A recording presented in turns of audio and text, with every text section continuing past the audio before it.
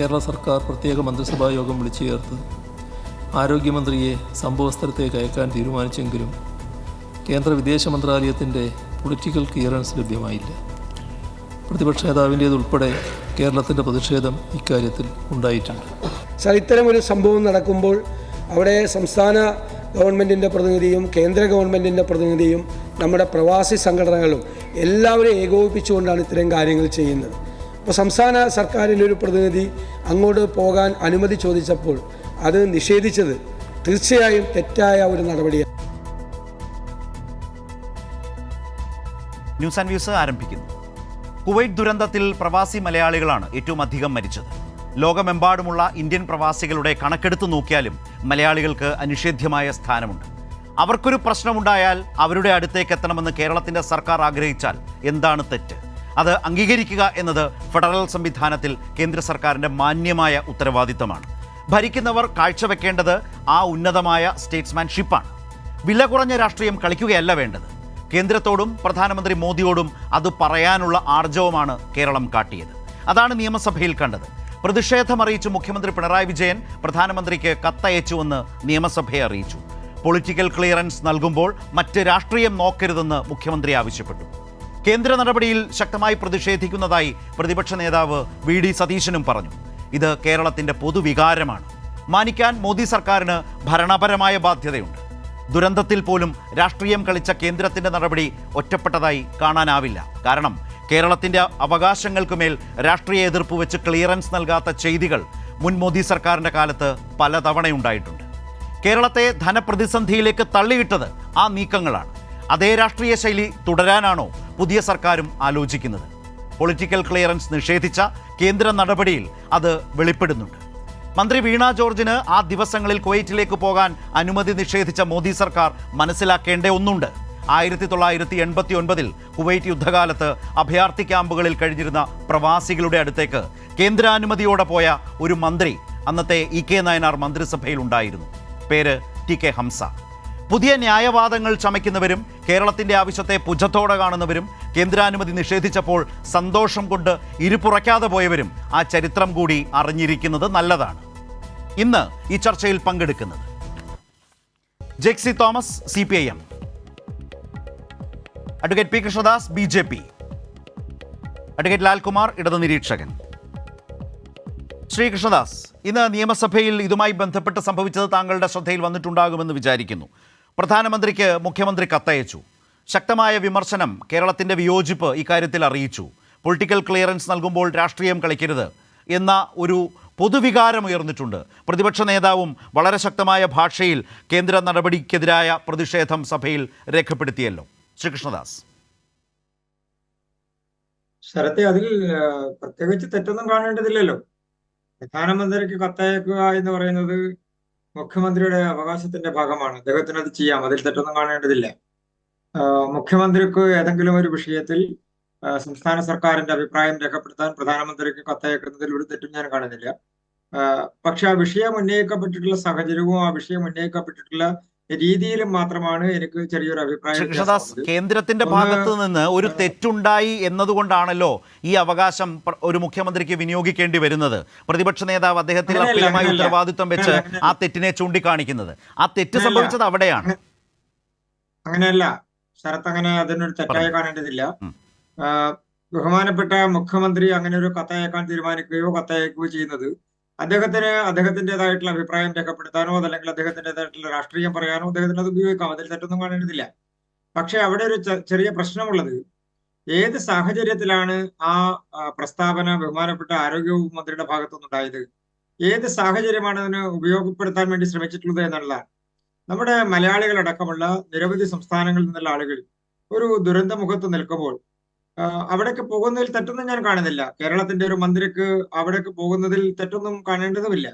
പക്ഷെ അതിനുവേണ്ടി ഉപയോഗിക്കുന്ന രീതിയും അതിനുവേണ്ടി ഉപയോഗിക്കുന്ന ഭാഷയും അതിനുവേണ്ടി ഉപയോഗിക്കുന്ന സന്ദർഭവും അത് തെറ്റിപ്പോയോ എന്നുള്ളത് അവർ സ്വയം പരിശോധിക്കേണ്ടതാണ്. അതിന്റെ പ്രധാനപ്പെട്ട കാരണം, ഈ ദുരന്തം ഉണ്ടായതിനു ശേഷം ആ രാജ്യത്തെ സർക്കാരുമായി ബന്ധപ്പെട്ടുകൊണ്ട് അവരുടെ ഭരണകൂടവുമായി ബന്ധപ്പെട്ടുകൊണ്ട് കേന്ദ്ര ഗവൺമെന്റ് കൃത്യമായിട്ടുള്ള ഇടപെടലുകൾ നടത്തുകയും അതിനെ തുടർന്ന് കേന്ദ്ര സഹമന്ത്രി അവിടെ എത്തുകയും അദ്ദേഹം അതിനു വേണ്ടിയിട്ടുള്ള ഏർപ്പാടുകൾ ചെയ്യുകയും അവിടുത്തെ എല്ലാ കാര്യങ്ങളുടെയും മേൽനോട്ടം വഹിക്കുകയും അവിടെ ചികിത്സയിൽ കഴിയുന്ന ആളുകൾക്ക് അവരുടെ ചികിത്സ, തുടർ ചികിത്സ അതുൾപ്പെടെയുള്ള കാര്യങ്ങൾ ഏർപ്പാടാക്കുകയും അതിനു വേണ്ടിയിട്ടുള്ള നേതൃത്വം കൊടുക്കുകയും അതോടൊപ്പം തന്നെ അവിടെ മരണപ്പെട്ടിട്ടുള്ള സഹോദരങ്ങളുടെ അവരുടെ വീട്ടുകാരെ ആശ്വസിപ്പിക്കുന്ന തരത്തിൽ അവരുടെ ബോഡി അതാത് സ്ഥലങ്ങളിലേക്ക് എത്തിക്കുന്നതിന് വേണ്ടിയിട്ടുള്ള എല്ലാ തരത്തിലുള്ള നടപടികളും കേന്ദ്ര ഗവൺമെന്റ് സ്വീകരിച്ചു കഴിഞ്ഞു.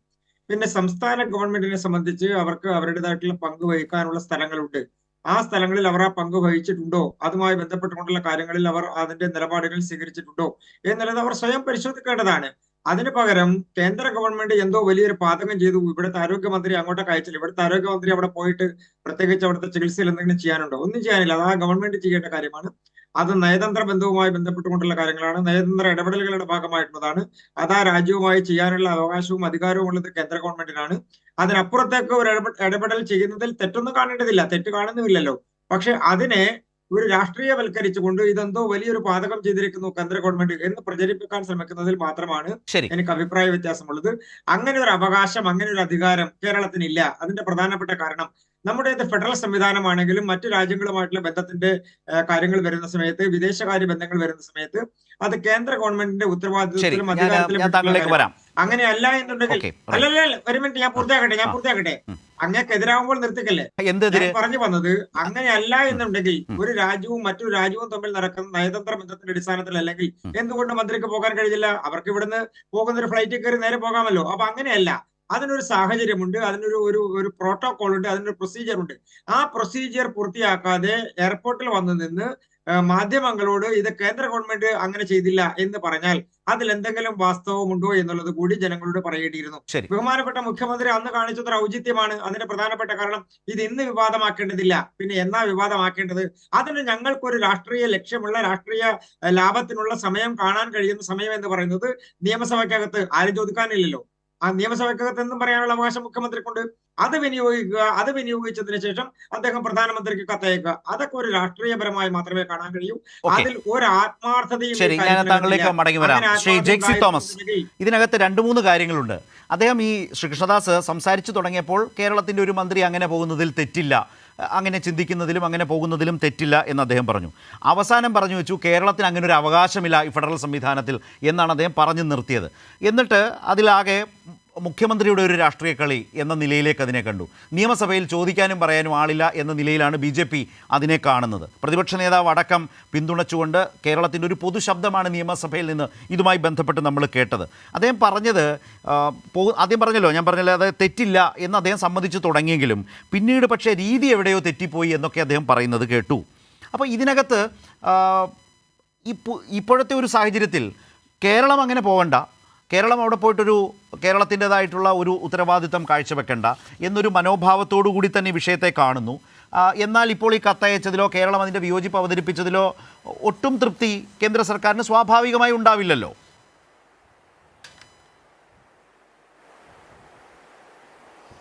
തീർച്ചയായിട്ടും ഞാൻ ആ ചോദ്യത്തിലെ പരാമർശങ്ങളിലേക്ക് തന്നെ നേരിട്ട് വരാം.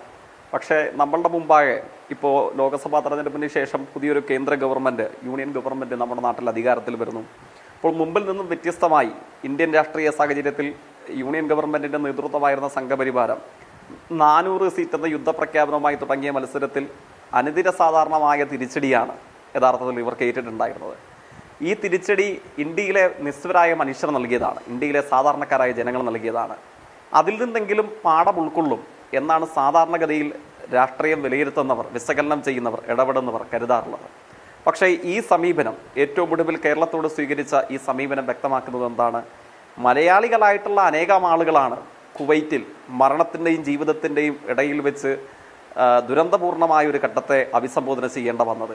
ആ ഒരു ഘട്ടത്തിൽ അവർക്ക് ആശ്വാസം പകരാൻ, അവരുടെ ന്യായമായ സന്ദേഹങ്ങൾക്കും നിലവിളിയോളം എത്തുന്ന അന്വേഷണങ്ങൾക്കുമൊക്കെ ഉറപ്പാർന്ന ഒരു മറുപടി അവർക്ക് നൽകാൻ വേണ്ടിയിട്ടാണ് കേരളത്തിൻ്റെ ഒരു പ്രതിനിധി അവിടെ സന്ദർശിക്കണം, അവരോടൊപ്പം ഉണ്ടാകണം എന്ന് കേരളത്തിലെ നിയമസഭയും സർക്കാരും തീരുമാനിക്കുന്നത്. പക്ഷേ ആ തീരുമാനത്തിന് നേർക്കാണ് പൊളിറ്റിക്കൽ ക്ലിയറൻസ് നൽകാതെ അങ്ങേയറ്റം ശത്രുതാപൂർണമായ മനുഷ്യത്വവിരുദ്ധമായ സമീപനത്തോടുകൂടെ യൂണിയൻ ഗവൺമെൻറ് അതിൻ്റെ രാഷ്ട്രീയ നേതൃത്വം സ്വീകരിക്കുന്നത് ഈ ഘട്ടത്തിലാണ്. ഇവിടെ എന്നെ ഞെട്ടിപ്പിച്ചു കളഞ്ഞു. ആദരണീയനായ നമ്മുടെ BJPയുടെ പ്രതിനിധി നമ്മുടെ ചർച്ചയിൽ പങ്കെടുക്കുന്ന സഹപാനലിസ്റ്റ് ചോദിക്കുകയാണ്, കേരളത്തിൻ്റെ ആരോഗ്യമന്ത്രി അവിടെ പോയിട്ട് എന്ത് ചെയ്യാൻ വേണ്ടിയിട്ടാണ്? അങ്ങേക്ക് നിശ്ചയമായും 989 ഇവിടെ അവതാരകൻ ഒരു വേള സൂചിപ്പിച്ച അനുഭവം അങ്ങയുടെ മനസ്സിലുണ്ടാവില്ലേ? 989 കുവൈറ്റ് യുദ്ധത്തിന്റെ പശ്ചാത്തലത്തിൽ ആയിരക്കണക്കിന് വരുന്ന മനുഷ്യായുസുകളല്ലേ ജോർദാനിലെ അമ്മാനിന് സമീപമുള്ള അഭയാർത്ഥി ക്യാമ്പിലേക്ക് ഒഴുകിയെത്തിയത്. ഇന്നേക്കോളമുള്ള ഇന്ത്യയുടെ ചരിത്രത്തിലെ ഏറ്റവും വലിയ എയർലിഫ്റ്റിംഗ് നടത്തപ്പെട്ട കാലമായിരുന്നു അത്.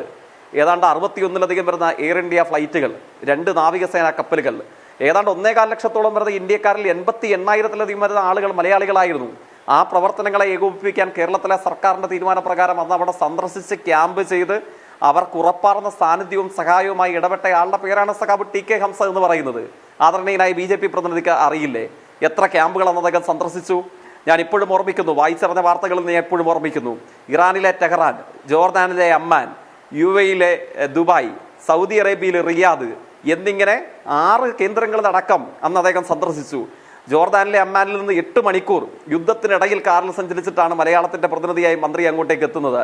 അന്ന് കേരളത്തിലെ സർക്കാർ സഖാവ് ഹംസ മുഖാന്തരം നടത്തിയിട്ടുള്ള ഏകോപന പ്രവർത്തനങ്ങൾ അത്ഭുതകരമായിരുന്നില്ലേ? 88,000 പേരെ എയർലിഫ്റ്റ് ചെയ്ത് കേന്ദ്ര സർക്കാർ, അന്ന് VP സിംഗ് ആയിരുന്നു പ്രധാനമന്ത്രി. നന്ദിയോടുകൂടെ മലയാളി, ലോകമെമ്പാടുമുള്ള മലയാളികൾ അദ്ദേഹത്തിന്റെ പേര് ഓർമ്മിക്കേണ്ടതായിട്ടുണ്ട്. ഏതാണ്ട് 5.25 കോടി രൂപയുടെ ഭക്ഷ്യവസ്തുക്കൾ കേന്ദ്ര സർക്കാരിന്റെ സഹായത്തോടു കൂടെ കേരളമാണ് കയറ്റി അയച്ചത്. കേരളമാണ് അതിന് ചെലവ് കണ്ടെത്തിയത്. അന്ന് കേരളം കേന്ദ്രത്തോട് അഭ്യർത്ഥിച്ചു, ഈ മടങ്ങി വരുന്ന മലയാളികളുടെ ഫ്ലൈറ്റ് ടിക്കറ്റ് കുറയ്ക്കണം, അവരുടെ മറ്റ് യാത്രാപത്തകളിൽ നിന്ന് ഇളവ് നൽകണം. അതൊക്കെ നന്ദിയോടുകൂടെ ഒരു ദുരന്തമുഖത്ത് ഒരു സർക്കാർ എങ്ങനെ ചെയ്യേണ്ടതുണ്ടോ അത്തരം പ്രവർത്തനങ്ങളെ കേരളത്തിന്റെ അഭ്യർത്ഥനയെ തുടർന്ന് ഇടപെടാൻ, മനുഷ്യത്വപൂർണ്ണമായി ഇടപെടാൻ യൂണിയൻ ഗവൺമെന്റ് തയ്യാറായി. അങ്ങയുടെ ചോദ്യത്തിനുള്ള മറുപടി ചരിത്രത്തിലുണ്ട്. കേരളത്തിന്റെ ഒരു പ്രതിനിധി, കേരളത്തിന്റെ ഒരു മന്ത്രി ഈ ദുരന്തമുഖത്ത് നിൽക്കുന്ന, നിസ്സഹായരായി നിൽക്കുന്ന മനുഷ്യരുടെ സമീപം എത്തിച്ചേർന്നാൽ അവർക്ക് എന്ത് കാര്യം, എന്ത് ഗുണം ലഭിക്കുമെന്ന ചോദ്യത്തിന്റെ മറുപടിയാണത്. ഇവിടെ നിർഭാഗ്യവശാൽ യൂണിയൻ ഗവൺമെന്റ് സ്വീകരിക്കുന്ന സമീപനം എന്താണ്? മാധ്യമ പ്രവർത്തനം എന്ന നിലയിൽ ആങ്കറുടെ മനസ്സിലുണ്ടാകും. വളരെ കുപ്രസിദ്ധി ആർജിച്ച കെവിൻ കാർട്ടറുടെ ഒരു ചിത്രമുണ്ട്. സുഡാനിലെ പട്ടിണി മരണങ്ങളുടെ പശ്ചാത്തലത്തിൽ 1993 അന്തർദേശീയ മാധ്യമത്തിൽ പ്രസിദ്ധീകരിക്കപ്പെട്ട ചിത്രമാണ്. ഏതാണ്? കഴുകൻ കണ്ണുകളോടുകൂടെ തൻ്റെ മുമ്പിൽ വിശന്ന് വലഞ്ഞ് മരിച്ചു പോകാൻ വേണ്ടി പോകുന്ന കുഞ്ഞിനെ നോക്കി നിൽക്കുന്ന കഴുകന്റെ ചിത്രം അന്ന് കെവിൻ കാർട്ടർ പകർത്തിയതാണ്. അതേ സമാനമായൊരു രീതിയല്ലേ കേരളത്തോട് യൂണിയൻ ഗവൺമെന്റ് സ്വീകരിക്കുന്നത്, അതിന്റെ രാഷ്ട്രീയ നേതൃത്വമായ സംഘപരിവാരം സ്വീകരിക്കുന്നത്? ഒരു ദുരന്തമുഖത്തെ മരണത്തിനും നിലവിളികൾക്കും ഇടയിൽ അനേകം വരുന്ന മനുഷ്യരും അവരുടെ കുടുംബാംഗങ്ങളും വിവിധ രാജ്യങ്ങളിലായി കിടക്കുകയാണ്. അവർക്കിടയിലേക്ക് ആശ്വാസത്തിനായി ഒരു പ്രതിനിധിയെ എത്താൻ വേണ്ടി ശ്രമിക്കുമ്പോഴോ മരണത്തിനിടയിലും രാഷ്ട്രീയ ലാഭം കൊയ്യാൻ വേണ്ടി കഴിയുമോ? മരണത്തിനിടയിലും മലയാളിയുടെ രാഷ്ട്രീയത്തെ മനുഷ്യത്വപൂർണ്ണമായ ഒരു ഇടപെടലിനെ ഇല്ലായ്മ ചെയ്യാൻ കഴിയുമോ? ആ പരിശോധനയും അതിന്റെ പ്രതികരണവുമല്ലേ യഥാർത്ഥത്തിൽ ഉണ്ടായത്? കേരളത്തിന്റെ ഒരു പ്രതിനിധി എന്ന് പറയുന്നത് ഏതെങ്കിലും ഒരു രാഷ്ട്രീയ പാർട്ടിയുടെ പ്രതിനിധി എന്ന നിലയിൽ അങ്ങ് ചുരുക്കി കാണാൻ വേണ്ടി കഴിയുമോ? നമ്മൾ ലോകമെമ്പാടുമുള്ള മലയാളികളുടെ ഒരു പ്രതിനിധി എന്ന നിലയിലല്ലേ ഒരു തെരഞ്ഞെടുക്കപ്പെട്ട മന്ത്രിയെ അങ്ങോട്ടേക്ക് അയക്കണമെന്ന് നമ്മുടെ സർക്കാർ തീരുമാനിക്കുന്നത്? അത് പാടില്ല, അതിന് പൊളിറ്റിക്കൽ ക്ലിയറൻസ് നൽകില്ല എന്ന് പറയുന്നത് ഞാൻ മുമ്പ് സൂചിപ്പിച്ച കെവിൻ കാർട്ടറുടെ ചിത്രത്തിലെ കഴുകനെ ഓർമ്മിപ്പിക്കുന്നു. ഇന്ത്യയിലെ BJP സർക്കാരിനെയും അത് പൊളിറ്റിക്കൽ ക്ലിയറൻസ് കൊടുക്കാതിരിക്കാനുള്ള തീരുമാനമെടുത്ത ഇന്ത്യൻ യൂണിയൻ ഗവൺമെന്റിന്റെ രാഷ്ട്രീയ നേതൃത്വമായ സംഘപരിവാരത്തെയും.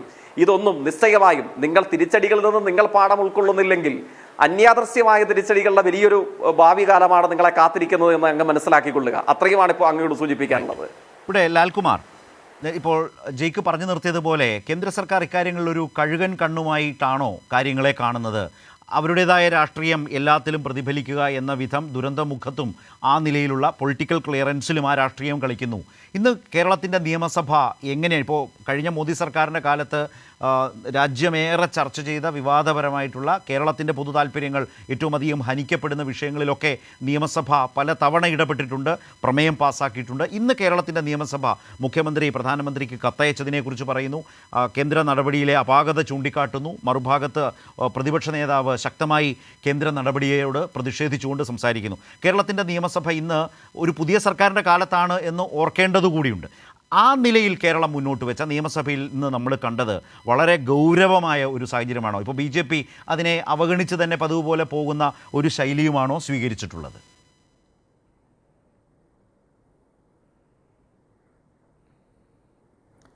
ഞാൻ കുറച്ച് നാളെ ഉണ്ടായിട്ടുള്ളെങ്കിലും എനിക്കും ഒരു പ്രവാസ ജീവിതം ഉണ്ടായിട്ടുണ്ട്. ഈ പറയുന്ന സ്ഥലങ്ങളിൽ നിങ്ങൾ ചെന്ന് കഴിഞ്ഞാൽ പലയിടത്തും ശരത്തേട്ടനറിയാം, മലയാളത്തിലാണ് ബോർഡ് എഴുതി വെച്ചിരിക്കുന്നത്. മലയാളത്തിൽ ബോർഡ് എഴുതി വെച്ചിരിക്കുന്ന ദുബായിലെ സ്ഥലങ്ങൾ, ഞാൻ ബഹറിലുണ്ടായിരുന്ന ആളാണ്. അവിടെ ഈ പറയുന്ന മലയാളി ഡ്രൈവർമാർക്ക് മനസ്സിലാകാൻ, അല്ലെ മലയാളി മനുഷ്യർക്ക് മനസ്സിലാകാൻ അറബിയിൽ എഴുതും. ഓഫ് കോഴ്സ് അതിൻ്റെ കൂട്ടത്തിൽ എഴുതിയിരിക്കുന്നത് വേറൊരു ഭാഷയുമല്ല, മലയാളമാണ്. നിങ്ങളത് മനസ്സിലാക്കണം. അപ്പം മലയാളം എന്ന് പറയുന്നത് ഈ നാട്ടിൽ അങ്ങനെ ചെറുതായിട്ട് കണക്കാക്കുന്ന ഒരു സ്ഥലമല്ല. നമ്മളെ കാണുന്നത് ഇന്ത്യ എന്നുള്ള അർത്ഥത്തിൽ മാത്രമല്ല പലപ്പോഴും നമ്മളെ അവർ കാണുന്നത്. ഞാനത് ഇന്ത്യ എന്ന് പറയുന്നത് നമ്മുടെ രാജ്യത്തോടുള്ള സ്നേഹം കുറച്ച് വെച്ച് അങ്ങനെ സംസാരിക്കുകയല്ല ഞാൻ പറഞ്ഞ മലയാളത്തോട്, കേരളത്തോട് അവർക്കൊരു പ്രത്യേകതരം സ്നേഹമുണ്ട്. കാര്യം നമ്മളെ അവർ എപ്പോഴും അക്സെപ്റ്റ് ചെയ്യും. They embrace us with their infinite arms. ഇതൊരു സത്യമാണ്. നമ്മൾ ചെല്ലുന്നവരെ ഏറ്റവും കൂടുതൽ അവർ അക്കോമഡേറ്റ് ചെയ്യുന്നു. നല്ല തൊഴിൽ, അവരുടെ ജീവിതം എന്ന് പറഞ്ഞാൽ മെച്ചപ്പെട്ടിട്ടുള്ളത് നമ്മുടെ കഷ്ടപ്പാട് കൊണ്ടാണ്. നമ്മുടെ മലയാളിയുടെ ജീവിതവും കഷ്ടപ്പെട്ടിട്ടുള്ളത്, രക്ഷപ്പെട്ടിട്ടുള്ളത് ഈ പറയുന്ന അറബ് മേഖലയിലുള്ള വലിയ ശ്രമം കൊണ്ടാണ്. അപ്പോൾ അവിടെ ഒരു ദുരന്തം നമ്മുടെ സഹോദരങ്ങൾക്കുണ്ടാകുമ്പം അവിടെ ഓടിയെത്തുക എന്നത് സ്വാഭാവികമായ ചിന്തയാണ്. ഞാൻ ഉറപ്പിച്ച് പറയുന്നു, കേരളത്തിൻ്റെ ആരോഗ്യവകുപ്പ് മന്ത്രി BJP പ്രതിനിധിയായിരുന്ന കൃഷ്ണദാസ് ആയിരുന്നുവെങ്കിൽ ഇത് തന്നെ ചെയ്തേനെയും. അദ്ദേഹം, എനിക്ക് ഉറപ്പിച്ച് പറയുന്നു, ഇത് തന്നെ ചെയ്തേനെയും. കാര്യം പെട്ടെന്ന് അവിടേക്ക് എത്തുക എന്നുള്ളൊരു മാനസികാവസ്ഥ ഒരാൾക്ക് ഉണ്ടാകുക എന്നുള്ളത് ന്യായമാണ്. അതിനകത്തൊരു അന്യായമില്ല. നമ്മൾ ഈ ഫെഡറൽ തത്വവും അല്ലെങ്കിൽ ഈ പറയുന്ന കോംപ്ലിക്കേഷൻസൊക്കെ അല്ല, ഈ എക്സ്റ്റേണൽ അഫയേഴ്സ് എന്ന് പറഞ്ഞു കഴിഞ്ഞാൽ ടോട്ടലി സെൻറ്ററിൻ്റെ കൺട്രോളിലാണ് എന്ന് പറയുന്ന technicalities, these all are mere technicalities. ആ ടെക്നിക്കാലിറ്റീസ് ഒന്ന് മാറ്റിവെച്ചാൽ നമുക്ക് ഈ ഹ്യൂമനിസം എന്ന് പറഞ്ഞൊരു കാര്യമുണ്ടല്ലോ അല്ലേ, മനുഷ്യത്വം എന്ന് പറഞ്ഞൊരു കാര്യമുണ്ട്. We are human beings. ആ ഹ്യൂമൻ ബീയിങ്സ് എന്നുള്ള അർത്ഥത്തിൽ നമ്മൾ റിലേറ്റ് ചെയ്യാൻ ശ്രമിച്ചാൽ നമുക്ക് പെട്ടെന്ന് അവിടെ ഓടിച്ചെല്ലാനുള്ള തീരുമാനം എടുക്കേണ്ടതായി വരും. കാര്യം നമ്മളിപ്പം ഏറ്റവും നല്ല രീതിയിൽ ജീവിക്കുന്നതിന് ഈ പ്രവാസിയുടെ കോൺട്രിബ്യൂഷൻ ഒട്ടും ചെറുതല്ല. അപ്പോൾ അതുകൊണ്ട് ഞാൻ പറയാൻ വരുന്നത് എന്താ വെച്ചാൽ, വീണ ജോർജ് ചുമ്മാതങ്ങ് പോവുമല്ല. വീണ ജോർജിനെ ക്യാബിനറ്റ് ചേർന്ന് ചുമതലപ്പെടുത്തിയതാണ്. അപ്പോൾ ക്യാബിനറ്റ് എന്ന് പറഞ്ഞാൽ എന്താണ്? യഥാർത്ഥത്തിൽ ഈ സംസ്ഥാനം ഭരിക്കുന്ന ഒരു പാർട്ടി, ആ പാർട്ടി എല്ലാം കൂടെ ചേർന്ന്, പാർട്ടിയുടെ എല്ലാ ആൾക്കാരോടെ ചേർന്ന് നമുക്ക് മനസ്സിലാകുന്നു ഇന്നപോലെ ഒരാവശ്യം അവിടെ ഉണ്ട്, ഒരാളുടെ പ്രതിനിധി പോകുന്നത് നല്ലതാണ്. ഇപ്പോൾ വീണ ജോർജിനെ സെപ്പറേറ്റ് ആയിട്ട് വിടാൻ ഉദ്ദേശമില്ലെങ്കിൽ നിങ്ങൾക്ക് അങ്ങനെ ഈ പറഞ്ഞ ഇന്ത്യയുടെ എന്തെങ്കിലും ഒരു പ്രശ്നമായിട്ട് അത് വരുമെങ്കിൽ you could have carried her, isn't it? കാര്യം നിങ്ങൾക്ക് അവരെ കൊണ്ടുപോകാമായിരുന്നു. നിങ്ങളുടെ പ്രതിനിധി പോകുമ്പോൾ മലയാളിയായ ഒരാളെ കൂടെ കൊണ്ടുപോകാമായിരുന്നു.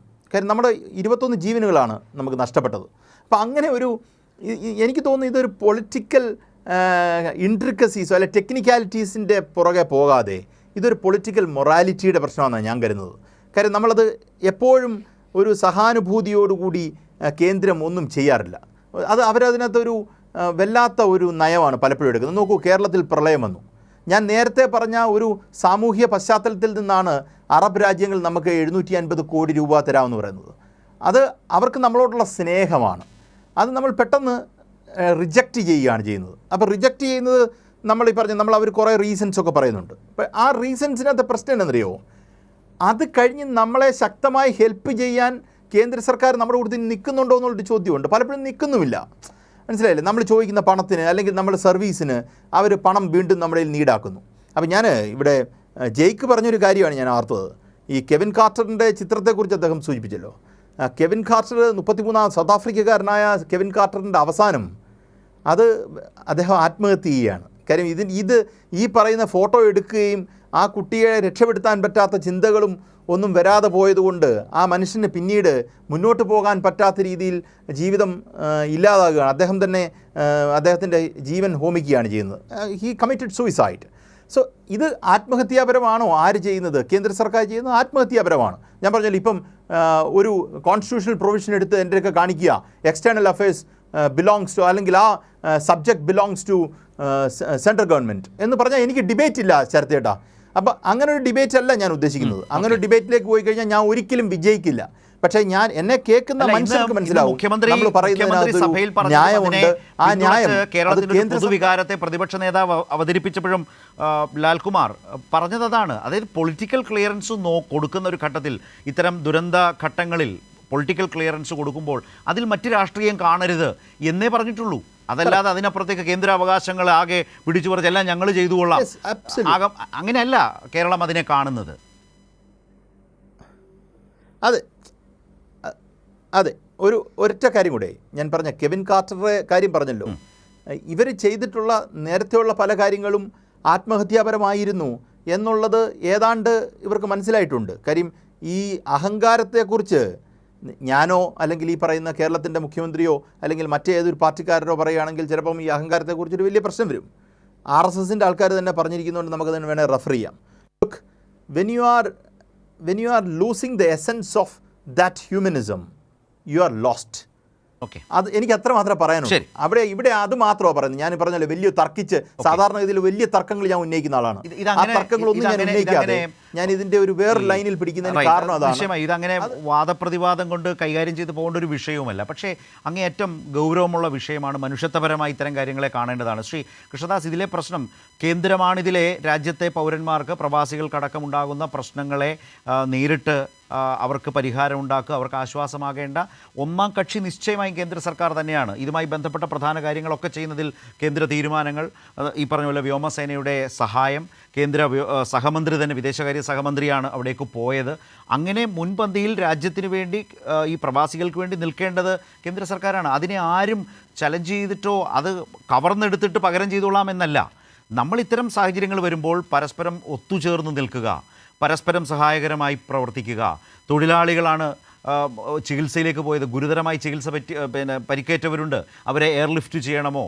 അവിടേക്ക് മലയാളികൾക്കിടയിലേക്ക് ഇത്രയും അധികം ആളുകൾ മലയാളികളാകുമ്പോൾ, ഒന്നോ രണ്ടോ മറ്റ് സംസ്ഥാനങ്ങളിലെ പോലെ വളരെ ചുരുക്കം നമ്പരല്ല എന്നുള്ളതും താങ്കൾക്കറിയാം. അപ്പോൾ അവർക്ക് ആശ്വാസകരമായി നമ്മുടെ നാട്ടിൽ നിന്ന് ഒരു മന്ത്രി തന്നെ പ്രതിനിധിയായി ചെല്ലുന്നു, അവരോട് സംസാരിക്കുന്നു, അവരുടെ ചികിത്സയുടെ കാര്യങ്ങൾ നോക്കുന്നു, ഇത്തരം ആവശ്യങ്ങൾ കേന്ദ്ര സഹമന്ത്രിയുടെ മുമ്പാകെ അവതരിപ്പിക്കുന്നു, അതിനനുസരിച്ചുള്ള ഇടപെടലുകൾ കേന്ദ്ര സഹമന്ത്രിയെ കൊണ്ട് അവിടേക്ക് എത്തിക്കാൻ ശ്രമിക്കുന്നു.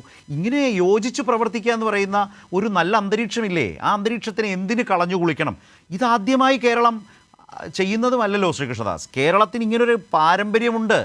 ആ പാരമ്പര്യത്തെ, സംസ്ഥാനങ്ങളുടെ അവകാശത്തെ മാനിച്ച ചരിത്രം കേന്ദ്ര സർക്കാരിനുണ്ട്. അത് അനുഭവമുള്ളൊരു സംസ്ഥാനം മന്ത്രിസഭ അടിയന്തരമായി യോഗം ചേർന്ന് ഒരു മന്ത്രി, ആരോഗ്യമന്ത്രിയെ തന്നെ അയക്കാൻ തീരുമാനിക്കുമ്പോൾ മുൻപ് അങ്ങനൊരു അലിവും കനിവും ഭരണഘടനാപരമായി അല്ലെങ്കിൽ ഫെഡറൽ സംവിധാനത്തിലുള്ള സംസ്ഥാനത്തിൻ്റെ ആ അവകാശത്തെ മാനിച്ച കേന്ദ്ര സർക്കാരിൻ്റെ നടപടിയുടെ ഒരു ചരിത്രം ഈ നാടിനുണ്ടെന്ന് പറയാൻ അത് കാണണ്ടേ ആരായാലും? അതിലെ ഒരു പ്രധാനപ്പെട്ട പേരല്ലേ ശ്രീകൃഷ്ണദാസ്, ശ്രീ ടി കെ ഹംസ. അദ്ദേഹം 89-ൽ പോയില്ലേ കേരളത്തിന് വേണ്ടി? അന്ന് പ്രവാസികൾക്ക് അത് എന്തൊരു ആശ്വാസകരമായിരുന്നു എന്ന് പിന്നീട് അവർ പലരും പറഞ്ഞതൊക്കെ എത്രയോ റിപ്പോർട്ടുകളായി നമ്മുടെ മുമ്പിലേക്ക് വന്നിട്ടുണ്ട്. ഇനി ഞാൻ ഇത്രയും പറഞ്ഞതുകൊണ്ടും താങ്കൾക്ക് ബോധ്യം വരുന്നില്ല, അംഗീകരിക്കാൻ പറ്റുന്നില്ലെങ്കിൽ ശ്രീ ടി കെ ഹംസ തന്നെ അദ്ദേഹത്തിൻ്റെ അനുഭവം പറയുന്നത് ചുരുക്കം വാക്കുകൾ കേട്ടുകൊണ്ട് താങ്കളുടെ മറുപടിയിലേക്ക് ഞാൻ വരാം. ശ്രീ ടി കെ ഹംസ പറയുന്നു എന്ന് കേൾക്കാം. സഖാവ് E.K. നായനാരുടെ നേതൃത്വത്തിൽ കേരളത്തിലുണ്ടായിരുന്നു. മുഖ്യമന്ത്രി നായനാരായിരുന്നു. അതിലൊരു മന്ത്രി എന്ന നിലക്ക് ഞാനും പ്രവർത്തിക്കുന്നുണ്ടായിരുന്നു. ആ സമയത്ത് ഒരു യുദ്ധഭൂമിയിലേക്ക് കഷ്ടപ്പെടുന്ന ജനങ്ങളെ സഹായിക്കാനും അവിടുന്ന് അഭയാർത്ഥികളായി രക്ഷപ്പെടുന്നവരെ മോചിപ്പിക്കാനും ഒരു ബന്ധപ്പെട്ട ഗവൺമെൻറ്റിലെ മന്ത്രി ചെല്ലുക എന്ന് പറഞ്ഞാൽ അതിൽ അവർക്കുണ്ടാവുന്ന സമാധാനവും ശാന്തിയും സഹായവും നേരിട്ട് അനുഭവിച്ച ഒരാളാണ് ഞാൻ.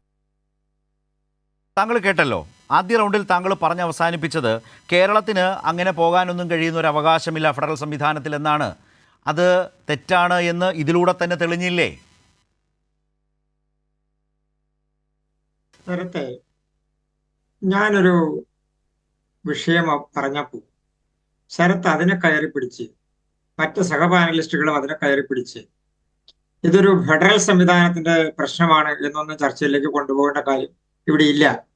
ബഹുമാനപ്പെട്ട ടി കെ ഹംസ എന്നാണ് പോയതെന്നും എത്ര കാലം നീണ്ടുന്ന യുദ്ധമാണെന്നും ഒക്കെ ഇത് കേട്ടുകൊണ്ടിരിക്കുന്നവർക്കും ഇത് കാണുന്നവർക്കും ശരത്ത് കേൾപ്പിച്ചപ്പോഴും എല്ലാം നമുക്ക് മനസ്സിലായിട്ടുള്ളതാണ്. പിന്നെ ഇതിനെ ഇടതുപക്ഷത്തിന്റെ പ്രതിനിധി വളരെ വല്ലാണ്ടങ്ങോട്ട് കയറി ഇത് RSS BJP അജണ്ടയുടെ ഭാഗമാണ്, നിങ്ങൾക്കെല്ലാം വലിയ തിരിച്ചടി കിട്ടിയില്ലേ? എന്ത് തിരിച്ചടിയുടെ കാര്യം പറയുന്നത്? ഒരു സംസ്ഥാനത്ത് തെരഞ്ഞെടുപ്പ് കഴിഞ്ഞപ്പോ ഉണ്ടായിരുന്ന ഒരേ ഒരു സീറ്റ്, വേറൊരു സീറ്റിൽ മാത്രമേ ജയിച്ചിട്ടുള്ള പാർട്ടി ഞങ്ങളോട് പറയുകയാണ് തിരിച്ചടി നേരിട്ടില്ല. എന്റെ സുഹൃത്തെ, ഞാൻ അതിലേക്കൊന്നും കടക്കാൻ വേണ്ടി ആഗ്രഹിക്കുന്നില്ല. നിങ്ങൾ നിങ്ങളുടെ ജനപിന്തുണ വെച്ചുകൊണ്ടിരുന്നോളൂ, ഒരു വിരോധവും എനിക്ക് അക്കാര്യത്തിലില്ല. ബഹുമാനപ്പെട്ട മുഖ്യമന്ത്രി ഇന്ന് ചെയ്യേണ്ടത് ഇത്രയും വലിയ രാഷ്ട്രീയ വിവാദമാക്കി അദ്ദേഹം കേന്ദ്ര ഗവൺമെന്റിനെ പിന്തുണയ്ക്കുന്നതിന് പകരം അദ്ദേഹം കേന്ദ്ര ഗവൺമെന്റ് ചെയ്തിട്ടുള്ള കാര്യങ്ങളെ ഇതുമായി ബന്ധപ്പെട്ടുകൊണ്ട് ദ്രുതഗതിയിൽ നടത്തിയിട്ടുള്ള ഇടപെടലുകളെ ഏതെങ്കിലും തരത്തിൽ ശ്ലാഘിക്കുന്നതിന് പകരം അദ്ദേഹം എന്താ ചെയ്തിട്ടുള്ളത്? എന്നാണ്, എത്ര മണിക്കാണ് മന്ത്രിസഭ കൂടി ഇങ്ങനെ ഒരു തീരുമാനം എടുത്തത്?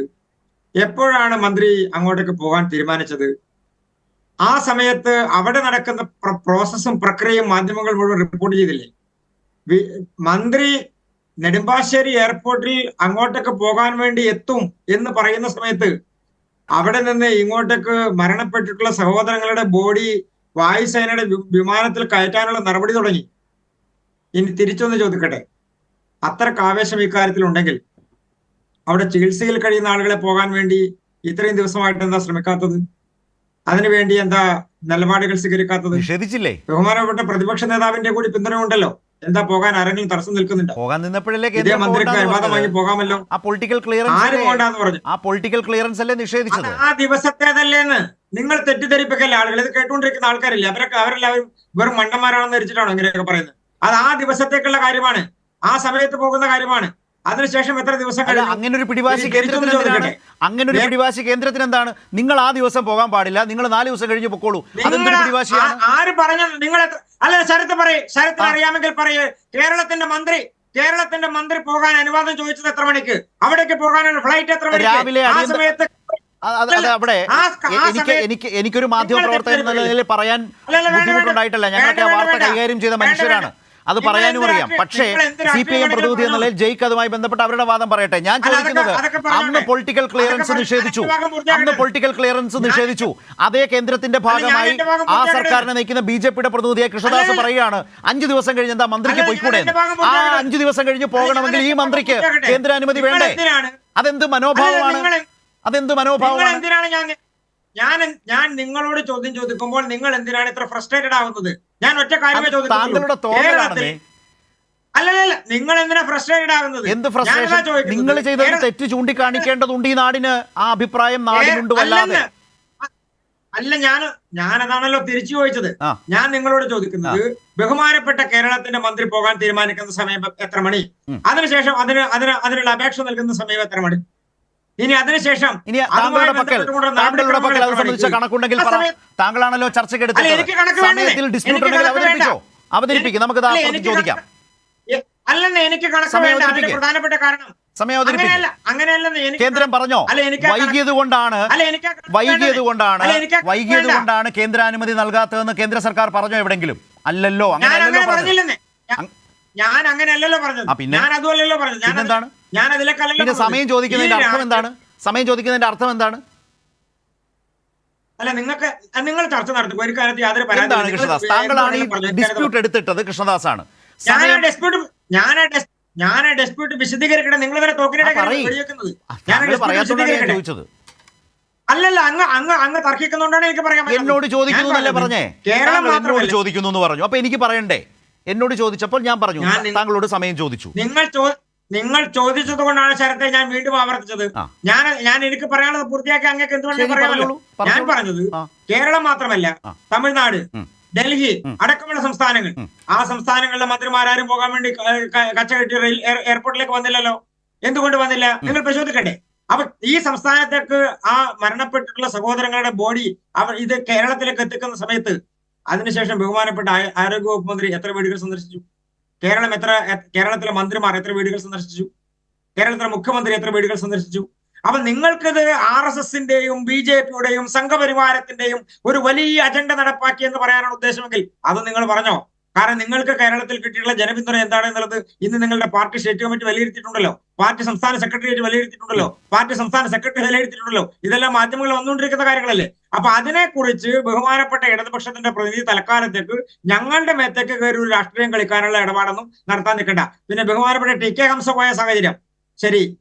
ഈ ലോകത്തിലെ എത്രയോ രാജ്യങ്ങളിൽ യുദ്ധഭീഷണിയുമായി ബന്ധപ്പെട്ടും യുദ്ധങ്ങളുമായി ബന്ധപ്പെട്ടും ഇസ്രായേലിലേക്ക് കേരളത്തിൽ നിന്ന് പ്രതിനിധി പോയോ? യുദ്ധം നടക്കുന്ന എത്ര രാജ്യങ്ങളുണ്ട് ഈ സമയത്ത്? മലയാളികൾ താമസിക്കുന്ന സ്ഥലങ്ങൾ, അവിടേക്കെല്ലാം കേരളത്തിന്റെ പ്രതിനിധികൾ പോയോ? അപ്പൊ വലിയൊരു ആവേശത്തോടു കൂടി ഈ തരത്തിൽ രാഷ്ട്രീയം പറയുന്ന ആളുകൾ, നിങ്ങൾക്കൊരു അജണ്ടയുണ്ട്. ആ അജണ്ടക്കനുസരിച്ച് നിങ്ങൾ നിയമസഭയിൽ എന്തും പറഞ്ഞോ. കാരണം ഞങ്ങൾക്ക് അവിടെ പ്രതിനിധി ഇല്ലല്ലോ. നിങ്ങൾക്ക് പ്രതിപക്ഷ നേതാവിന്റെ പിന്തുണ കിട്ടും, പറഞ്ഞോ, ഞങ്ങൾക്കൊരു വിരോധമില്ല. പക്ഷെ അതിനെല്ലാം ഇടങ്കോലിടാനായിട്ടുള്ള റീസണായി കേന്ദ്ര ഗവൺമെന്റ് അനുമതി തന്നില്ല എന്ന് പറയാനാണ് ഉദ്ദേശമെങ്കിൽ എല്ലാ കാര്യങ്ങളും പുറത്തേക്ക് പറയൂ, ജനങ്ങൾ അറിയട്ടെ എന്തുകൊണ്ടാണ് അങ്ങനെ ഒരു നിലപാട് സ്വീകരിച്ചത്, നിലപാട് സ്വീകരിക്കാത്തത്. മറുപടി ഇത് അദ്ദേഹം നേരിട്ട് തന്നെയാണ് നിങ്ങളെ വിമർശിച്ചിട്ടുള്ളത്. പറയൂ, മറുപടി പറയൂ. അതെ, അതായത് ചരിത്രത്തിലെ ഒരു കറുത്ത ഹാസ്യം എന്നതുപോലെ ഒരു സംഭവത്തെ ഓർമ്മിപ്പിക്കുന്നതാണ് BJP പ്രതിനിധിയുടെ വാദങ്ങൾ. ചരിത്രത്തിലെ ഏറ്റവും ക്രൂരനായ രാജാവിൻ്റെ കാലയളവിൽ വിശപ്പും പട്ടിണിയും ഉണ്ടായിരുന്ന സമയത്ത് ജനങ്ങൾ അപ്പം ചോദിച്ച് സമരം ചെയ്തു അത്രേ. അപ്പം ചോദിച്ച് സമരം ചെയ്ത ജനങ്ങളുടെ നടുവിലേക്ക് ആ സമരത്തിൽ പങ്കെടുത്ത രണ്ടുപേരുടെ കഴുത്ത് കണ്ട് ചിട്ടുകൊടുത്തിട്ട് മട്ടുപ്പാവിൽ നിന്നുകൊണ്ട് രാജ്ഞി ചോദിച്ചു, നിങ്ങൾ എന്തിനാണ് അപ്പം കഴിക്കുന്നത്, നിങ്ങൾക്ക് കേക്ക് കഴിച്ചുകൂടെ എന്ന് ചോദിച്ചു. ആ ക്രൂരനായ രാജാവിനെ ഓർമ്മിപ്പിക്കുന്നുണ്ട് നമ്മുടെ ചർച്ചയിൽ പങ്കെടുക്കുന്ന BJP പ്രതിനിധിയുടെ വാദമുഖങ്ങൾ. കാരണം എന്താണ്? അദ്ദേഹം ചോദിക്കുന്നു, ജൂൺ മാസം 12-ാം തീയതി പകുതിയിലധികം കൊല്ലപ്പെട്ടവർ മലയാളികളുള്ള കുവൈറ്റിലെ ഒരു പ്രദേശം സന്ദർശിക്കാൻ അവർക്ക് ആശ്വാസവും സാന്നിധ്യവും ഉറപ്പുവരുത്താൻ കേരളത്തിന്റെ ഒരു പ്രതിനിധിയെ അയക്കാൻ വേണ്ടി തീരുമാനിക്കുമ്പോൾ ആ ദിവസം തന്നെ നിങ്ങൾക്ക് എന്തിനു പോകണം? 2-3 ദിവസം കഴിഞ്ഞ് നിങ്ങൾക്ക് പൊക്കൂടെ? ഇതാണ് അദ്ദേഹത്തിന്റെ ചോദ്യം. എന്തുതരം ന്യായവാദങ്ങൾ പറഞ്ഞാലാണ് ഇതിനൊക്കെ മറുപടി പറയാൻ വേണ്ടി കഴിയുക? നിങ്ങൾ എന്തിനാണ് ആ ദിവസം പോകുന്നതെന്നുള്ളതാണ് ചോദ്യം. അതെന്താ? കേരളത്തിലെ ജനങ്ങളുടെ പ്രതിനിധിയായി ഒരു ദുരന്തത്തിൽ പകുതിയിലധികം മലയാളികൾ മരണപ്പെട്ട ഒരു ദുരന്തമുഖത്തേക്ക് എന്ന് പോകണമെന്ന് തീരുമാനിക്കുന്നത് നിങ്ങളാണോ? അങ്ങനത്തെ ആ തീരുമാനത്തിന്റെ ധാർഷ്ട്യത്തിന്റെ വശം എന്താണ്? അല്ല, അങ്ങനെ ഇടപെടുന്നത് അങ്ങ് പറഞ്ഞപ്പോൾ ഞങ്ങൾ ആരും ഇടപെട്ടില്ലല്ലോ. അങ്ങയുടെ ചോദ്യത്തിന് മറുപടിയാണ്, അങ്ങയുടെ വാക്കുകൾ ഉദ്ധരിച്ചുകൊണ്ടാണ് ചോദിച്ചത്. അങ്ങ് ചോദിച്ച ചോദ്യം എന്തായിരുന്നു? അങ്ങ് ഇത് തന്നെയാണ് ചോദിച്ചത്. ആ ദിവസം തന്നെ പോകണമെന്നാണ് പ്രവാസി, 3-4 ദിവസം കഴിഞ്ഞ് നിങ്ങൾക്ക് പൊക്കൂടെ? ഇതല്ലായിരുന്നോ നിങ്ങളുടെ പ്രതികരണം എന്ന് പറയുന്നത്? മര്യാദയുള്ളതാണോ? മനുഷ്യത്വപൂർണ്ണമായി ചിന്തിക്കുന്ന ഏതെങ്കിലും ഒരു മനുഷ്യന് പറയാൻ കഴിയുന്ന വാദങ്ങളാണോ അങ്ങ് സൂചിപ്പിച്ചത്? സദ്യം പൂർത്തിയാക്കട്ടെ. ഇല്ല, അങ്ങയുടെ വാദത്തിൽ അങ്ങ് പ്രിസൈസായി പറഞ്ഞ വാചകങ്ങളെ തന്നെയാണ് ഞാൻ ചൂണ്ടിക്കാണിച്ചത്. അങ്ങ് സംശയങ്ങൾ കടമില്ലാത്ത വണ്ണം അവതാരകന്റെ ഇടപെടലിന്റെ ഒരു ഘട്ടത്തിൽ അങ്ങ് ചോദിച്ചു. എന്താണ് ചോദിച്ചത്? ആ ദിവസം തന്നെ പോകണമെന്ന് എന്താണ് വാശി എന്നുള്ള അർത്ഥത്തിലാണ് അങ്ങ് ചോദിച്ചത്. പിന്നീട് ഇത്ര ദിവസം ഉണ്ടായല്ലോ, പിന്നീട് പൊക്കൂടെ എന്നുള്ളതാണ് ചോദിച്ചത്. അങ്ങനെ നിങ്ങൾ പറയുമ്പോൾ പോകാനും നിങ്ങൾ പറയുമ്പോൾ പോകാതിരിക്കാനും നിങ്ങളുടെ ബാല്യക്കാരുടെ സംഘമായിട്ടാണോ കേരളത്തിലെ ജനങ്ങളെ തങ്ങളുടെ ജനപ്രതിനിധികളായി ഇവരെയൊക്കെ തെരഞ്ഞെടുത്ത് വെച്ചിട്ടുള്ളത്? ഇല്ല, അങ്ങ് ഇങ്ങനെ ഇടപെടാനാണെങ്കിൽ പിന്നെ ഞാനെന്താ സംസാരം അവസാനിപ്പിക്കാം. അത് മര്യാദയില്ലല്ലോ. താങ്കൾ പറഞ്ഞത് കേട്ടിരുന്നിട്ട് അവർക്ക് തോന്നിയ ബോധ്യങ്ങളിൽ നിന്നിട്ടാണ് അവരവരുടെ വാദം ഉന്നയിക്കുന്നത്. വിമർശനങ്ങൾ പരസ്പരം ആകാമല്ലോ. താങ്കൾ പൂർത്തിയാക്കൂ, ജയിക്ക്, താങ്കൾ പൂർത്തിയാക്കൂ, പറഞ്ഞോളൂ. പിന്നെ ആദരണീയനായ BJP പ്രതിനിധി ഒരു കാര്യം മനസ്സിലാക്കണം. അദ്ദേഹം പിന്നെയും ഈ വൃത്തികെട്ട പ്രവൃത്തിയെ ന്യായീകരിക്കാനുള്ള സംഘപരിവാർ മനസ്സിന്റെ ഉടമയാണെന്ന് തെളിയിച്ചുകൊണ്ട് തന്നെ അദ്ദേഹം തിരികെ ചോദിക്കുകയാണ്, തമിഴ്നാട്ടിൽ നിന്ന് ആള് പോയില്ലല്ലോ, കർണാടകയിൽ നിന്ന് ആള് പോയില്ലല്ലോ, എന്താണ് പ്രത്യേകത? നമ്മുടെ ആദരണീയനായ ശ്രീ ലാൽകുമാർ തന്നെ ഒരു വേള ഇവിടെ ചൂണ്ടിക്കാണിച്ചില്ലേ, ഗൾഫ് നാടുകളോടുള്ള മലയാളിയുടെ വൈകാരിക ബന്ധം എന്താണ്? ഏതെങ്കിലും ഒരു മത സാമുദായിക പ്രത്യേകതകളുള്ള ആളുകൾ മാത്രമാണോ അവിടെ ജോലി ചെയ്യുന്നത്? ലോകമെമ്പാടുമുള്ള മലയാളികളായി പോയിട്ടുള്ള ആളുകളുടെ ഒരു പരിച്ഛേദമല്ല ഗൾഫ് എന്ന് പറയുന്നത്. നമുക്ക് മറ്റേതെങ്കിലും രാജ്യവുമായി സമീകരിക്കാനോ ഏതെങ്കിലും രാജ്യത്തോട് ചേർത്ത് നിർത്താനോ കഴിയുന്ന അനുഭവമാണോ മലയാളിക്ക് ഗൾഫിനോടും ഗൾഫിന് കേരളത്തോടും ഉള്ളത്? ഇവിടെ സൂചിപ്പിച്ചില്ല അത്തരം ചില അനുഭവങ്ങളെ സംബന്ധിച്ച്. കേരളം ദുരന്തത്തിലായപ്പോൾ ആദ്യം കൈനീട്ടാൻ മുമ്പോട്ടേക്ക് ആവേശത്തോടു കൂടെ വന്ന് കൈപിടിച്ച് സഹായിക്കാൻ മുമ്പോട്ടേക്ക് വന്ന രാഷ്ട്രങ്ങളിതൊന്നല്ലേ ഗൾഫ്? അപ്പോൾ അങ്ങോട്ടേക്ക് മറ്റിന്ത്യൻ സംസ്ഥാനങ്ങൾക്കുള്ള ബന്ധം പോലെയാണോ കേരളത്തിലുള്ളത്? അല്പമെങ്കിലും കേരളത്തിന്റെ പ്രവാസ ജീവിതത്തെയും വർത്തമാനകാല അനുഭവങ്ങളെ സംബന്ധിച്ച് ശരാശരി ബോധമുള്ള ഒരാൾ അങ്ങനെ ചോദിക്കുമോ? തമിഴ്നാടിനെ പോലെയാണോ കർണാടകത്തെ പോലെയാണോ കേരളത്തിന് ഗൾഫ് എന്ന് പറയുന്നത്? അങ്ങ് അത് തിരുത്താൻ തയ്യാറാകണം. ഏത് മനസ്സിൽ നിന്നാണ് തമിഴ്നാട്ടിലും കർണാടകത്തിൽ നിന്നും പോയില്ല, പിന്നെ മലയാളിക്ക് ഗൾഫിൽ ഒരു ദുരന്തം ഉണ്ടാകുമ്പോൾ എന്തിനു വേണ്ടി കേരളത്തിൽ നാട് പോകണം എന്ന് ചോദിക്കുന്നത് എത്രയോ മനുഷ്യത്വ വിരുദ്ധമാണ്, എത്രയോ ശുദ്ധ മര്യാദകേടാണ്. പക്വതയുള്ളൊരു മനുഷ്യൻ എന്ന നിലയിൽ അങ്ങ് അത് തിരുത്തണമെന്നുള്ളതാണ് ഞാൻ ഇപ്പോഴും ആഗ്രഹിക്കുന്നത്. പിന്നെ അങ്ങ് ഇവിടെ വീണ്ടും ചോദിക്കുകയാണ്, ഇസ്രായേലിലേക്ക് പോയില്ലല്ലോ എന്ന്. ഇസ്രായേലിലേക്ക് പോകുന്നത് പോലെയാണോ അതിനോട് സമീകരിക്കാൻ പറ്റുന്നതാണോ ഇപ്പോൾ ഉണ്ടായിട്ടുള്ള ദുരന്തം? ഞാൻ വേണമെങ്കിൽ തിരിച്ചു ചോദിക്കാം. അല്പ ആഴ്ചകൾക്ക് പുറകിൽ പലസ്തീനിൽ ഒരു ഇന്ത്യൻ സൈനികനെ ഇസ്രായേലിൽ കൊന്നുകളഞ്ഞില്ലേ? നിങ്ങൾ പുകൾപ്പറ്റ പ്രതികരണങ്ങൾ, അതിദേശീയതാവാദമൊക്കെ പറയാറുള്ള നിങ്ങൾ ആരെങ്കിലും അതിശക്തമായി പ്രതികരണം നടത്തിക്കണ്ടോ? ഇസ്രായേൽ കൊന്നുകളഞ്ഞതാണ്. പാലസ്തീനിൽ UN ചേർന്ന് പ്രവർത്തിച്ച ഇന്ത്യൻ സൈനികനെ നിങ്ങൾ പിന്തുണയ്ക്കുന്ന ഇസ്രായേലിന്റെ സൈനിക വ്യൂഹം കൊന്നുകളഞ്ഞതാണ്. ഇവിടെ ഈ വൈകാരിക പ്രകടനമൊന്നും കണ്ടില്ലല്ലോ. അതെന്താ അപ്പൊ ഇന്ത്യൻ സൈനികനെ വേണ്ടേ? കാരണം എന്താണ്? ഇസ്രായേലുമായിട്ടുള്ള കൂട്ടുകച്ചവടത്തിൽ RSS എല്ലാ കാലവും ഇസ്രായേലിന്റെ പക്ഷത്താണ്. അപ്പൊ ഇന്ത്യൻ സൈനികനെ കൊന്ന ആ കൊലപാതകം അങ്ങ് പോട്ടന് വെക്കും. അങ്ങനെ പോകാനുള്ള ദേശീയതയെ നിങ്ങൾക്കുള്ളൂ. എന്നിട്ട് ഇവിടെ വന്നിട്ട് ഇസ്രായേലിന്റെ കാര്യം അതിനിടയ്ക്ക് വന്ന് പറയുന്നു. അതിനോട് സമീകരിക്കാൻ കഴിയുന്ന അനുഭവങ്ങളാണോ ഇവിടെ ഉണ്ടാകുന്നത്? അല്ലല്ലോ. ദുരന്തമുഖത്ത് പകുതിയിലധികം ആളുകൾ മലയാളികൾ കൊല്ലപ്പെടുക. ഇനിയിപ്പോൾ 989 1.25 ലക്ഷത്തോളം വരുന്ന ഇന്ത്യക്കാരെ എയർലിഫ്റ്റ് ചെയ്യുമ്പോൾ അതിൽ 88,000 മലയാളികളാണ്. ഇതിനോടൊക്കെ ചേർന്ന് നിൽക്കാൻ കഴിയുന്ന അനുഭവങ്ങളാണോ? അത് ചോദിക്കുമ്പോൾ ഇസ്രായേലിൽ പോയില്ലല്ലോ, ഗാസയിൽ കണ്ടില്ലല്ലോ, പലസ്തീനിൽ പോയില്ലല്ലോ, അങ്ങനെയാണോ പറയുക? അതൊക്കെ യുക്തിസഹമായി ചിന്തിക്കുന്ന തലയിൽ ആൾതാമസമുള്ള ഒരാൾക്ക് സ്വീകരിക്കാൻ കഴിയുന്ന വാദങ്ങളാണോ? പിന്നെ ജനപിന്തുണയെ സംബന്ധിച്ച് ഞങ്ങൾ BJP-യോളം വലിയ രാഷ്ട്രീയ പാർട്ടിയൊന്നുമല്ല, അത് നമുക്ക് എല്ലാവർക്കും അറിയുന്ന കാര്യമാണ്. ഞാൻ സൂചിപ്പിച്ചത് എന്താണ്, നിങ്ങളുടെ നേതാവ് ഇവിടെ തെരഞ്ഞെടുപ്പ് പര്യടനം ആരംഭിച്ചത് കേരളത്തിന്റെ ഇന്ത്യയുടെ മതനിരപേക്ഷതയുടെ നട്ടെല്ല് തകർക്കുമെന്ന് ഇന്നയോളം കേട്ടിട്ടില്ലാത്ത വഷളത്തരങ്ങൾ വിളിച്ചു പറഞ്ഞുകൊണ്ട് തെരഞ്ഞെടുപ്പ് പര്യടനം ആരംഭിച്ചത് എങ്ങനെയാണ്? 400 സീറ്റ് എന്ന യുദ്ധപ്രഖ്യാപനമായിട്ടല്ലേ? എവിടേക്ക് പോയി? രാംലല്ല ഉൾക്കൊള്ളുന്ന അയോധ്യയിൽ പോലും നിസ്വരായ മനുഷ്യർ, സാധാരണക്കാർ, പാവങ്ങൾ തൂത്തെറിഞ്ഞില്ലേ BJP-യെ? അടിതെറ്റി വീണില്ലേ?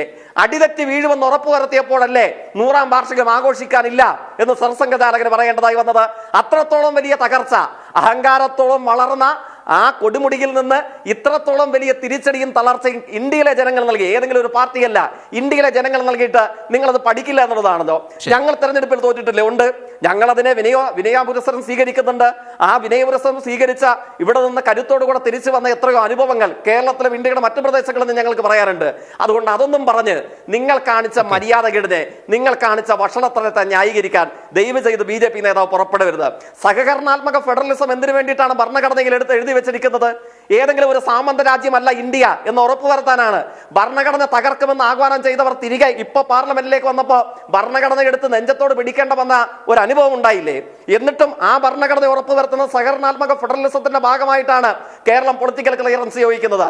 അത് നൽകില്ല എന്ന് പറയുന്നത് കേരളത്തോട് മാത്രമുള്ള വെല്ലുവിളിയല്ല, ഉയർത്തിപ്പിടിച്ച് അല്പ ദിവസങ്ങൾക്ക് പുറകിൽ പാർലമെന്റിലേക്ക് നടന്നു കയറിയപ്പോൾ വലങ്കൈ ചേർത്ത് പിടിച്ച ഭരണഘടന എന്ന് പറയുന്ന പുസ്തകത്തോടു കൂടെയുള്ള വെല്ലുവിളിയാണ്. അങ്ങ് ഇതൊക്കെ മനസ്സിലാക്കണം, എന്നിട്ട് വേണം ഇവിടെ വന്നിരുന്ന് ന്യായീകരിക്കാൻ. ശരി, ഇവിടെ ലാൽകുമാർ, ഇപ്പോൾ ഈ ഭരണഘടനയും ഫെഡറലിസവും ഒക്കെ വന്നതുകൊണ്ടാണ് ആരംഭിക്കുന്നത് തന്നെ യൂണിയൻ ഓഫ് സ്റ്റേറ്റ്സ് എന്ന നിലയ്ക്ക് തന്നെയാണ്. അതിൽ തന്നെ എല്ലാം അടങ്ങിയിട്ടുണ്ട്. സംസ്ഥാനങ്ങളുടെ ആ കൂട്ടായ്മ എന്നതിൻ്റെ ഒരു അർത്ഥവ്യാപ്തി എത്രമാത്രമുണ്ട്. അല്ലാതെ കേന്ദ്രം മുന്നോട്ട് വെക്കുന്നതിനനുസരിച്ചും മാത്രം പ്രവർത്തിക്കുന്ന ഒരു സംവിധാനമേ അല്ല രാജ്യത്തിൻ്റേത്. ഒരുപോലെ തന്നെ കേന്ദ്രത്തിനും സംസ്ഥാനങ്ങൾക്കും അതിൻ്റേതായിട്ടുള്ള സവിശേഷമായിട്ടുള്ള അധികാരാവകാശങ്ങളുണ്ട് എന്ന് പറയുന്നൊരു സാഹചര്യമുണ്ട്. ഇപ്പോൾ TK ഹംസയുടെയൊക്കെ ആ അനുഭവം, അദ്ദേഹം പോയതും അന്ന് കേന്ദ്രാനുമതിയോടെ പോയതും, അന്നും കേന്ദ്രം തന്നെയാണ് ഈ പറഞ്ഞ പോലെ എയർലിഫ്റ്റ് ചെയ്തുമൊക്കെ നമ്മുടെ നാട്ടുകാരെയൊക്കെ, നമ്മുടെ പ്രവാസികളെയൊക്കെ നാട്ടിലേക്ക് കൊണ്ടുവന്നു. അതെല്ലാം ചെയ്യുമ്പോഴും ഈ കേരളത്തിൻ്റെ ഒരു മന്ത്രിക്ക് അന്ന് പോകാൻ കഴിയുമായിരുന്നൊരു രാഷ്ട്രീയ അന്തരീക്ഷം രാജ്യത്തുണ്ടായിരുന്നു. ആ പൊളിറ്റിക്കൽ ക്ലിയറൻസിൽ ഇന്ന് കണ്ടതുപോലെയുള്ളൊരു രാഷ്ട്രീയം കലർത്തുന്നുണ്ടായിരുന്നില്ല. അന്ന് രാജ്യം ഭരിക്കുന്നത് കോൺഗ്രസ് ആണ്. ഇവിടെ ഇപ്പുറത്ത് അല്ലെങ്കിൽ ഇടതുപക്ഷം സംസ്ഥാനം ഭരിക്കുമ്പോൾ വ്യത്യസ്ത രാഷ്ട്രീയ ധാരകളിൽപ്പെട്ടവർ ആകുമ്പോൾ പോലും ആ തടസ്സങ്ങൾ ഉണ്ടാകുന്നില്ല. എന്തുമാവട്ടെ, പക്ഷേ ഇവിടെ അത് പ്രകടമാണ്. ഇവിടെ കേരളത്തിലേക്ക് വന്നാൽ 2 കേന്ദ്രമന്ത്രിമാർ, BJP-ക്ക് ഇത്തവണ ഒരു ലോക്സഭാ അംഗത്വം. ഇതൊരു ഇടതുപക്ഷ സർക്കാരിന് നേരെയോ അല്ലെങ്കിൽ കേരളത്തിലെ ഭരണ പ്രതിപക്ഷങ്ങൾക്ക് നേരെയോ ഉള്ള ഒരു കടന്നാക്രമണമോ അവർക്കെതിരായിട്ടുള്ള തീരുമാനം എന്ന നിലയിൽ മാത്രം പരിമിതപ്പെടുത്താമോ? കേരളത്തിലെ ശക്തമായ പ്രവാസി സമൂഹത്തോട് കാട്ടുന്ന അനാദരവിൻ്റെയും അവരോട് താല്പര്യമില്ലാത്തതിൻ്റെയും കേന്ദ്രത്തിനൊരു താല്പര്യമില്ലാത്തതിൻ്റെയും കൂടി പ്രശ്നം ഇതിനകത്തില്ല. യഥാർത്ഥത്തിൽ ആ പ്രവാസികളോടല്ലേ ഒരു പ്രതികാര മനോഭാവത്തോടെ പൊളിറ്റിക്കൽ ക്ലിയറൻസ് നിഷേധിക്കുന്ന സമീപനം കേന്ദ്രം സ്വീകരിച്ചത്? അതിനെതിരെയാണോ നമ്മുടെ നിയമസഭ ഇന്ന് സംസാരിച്ചത്?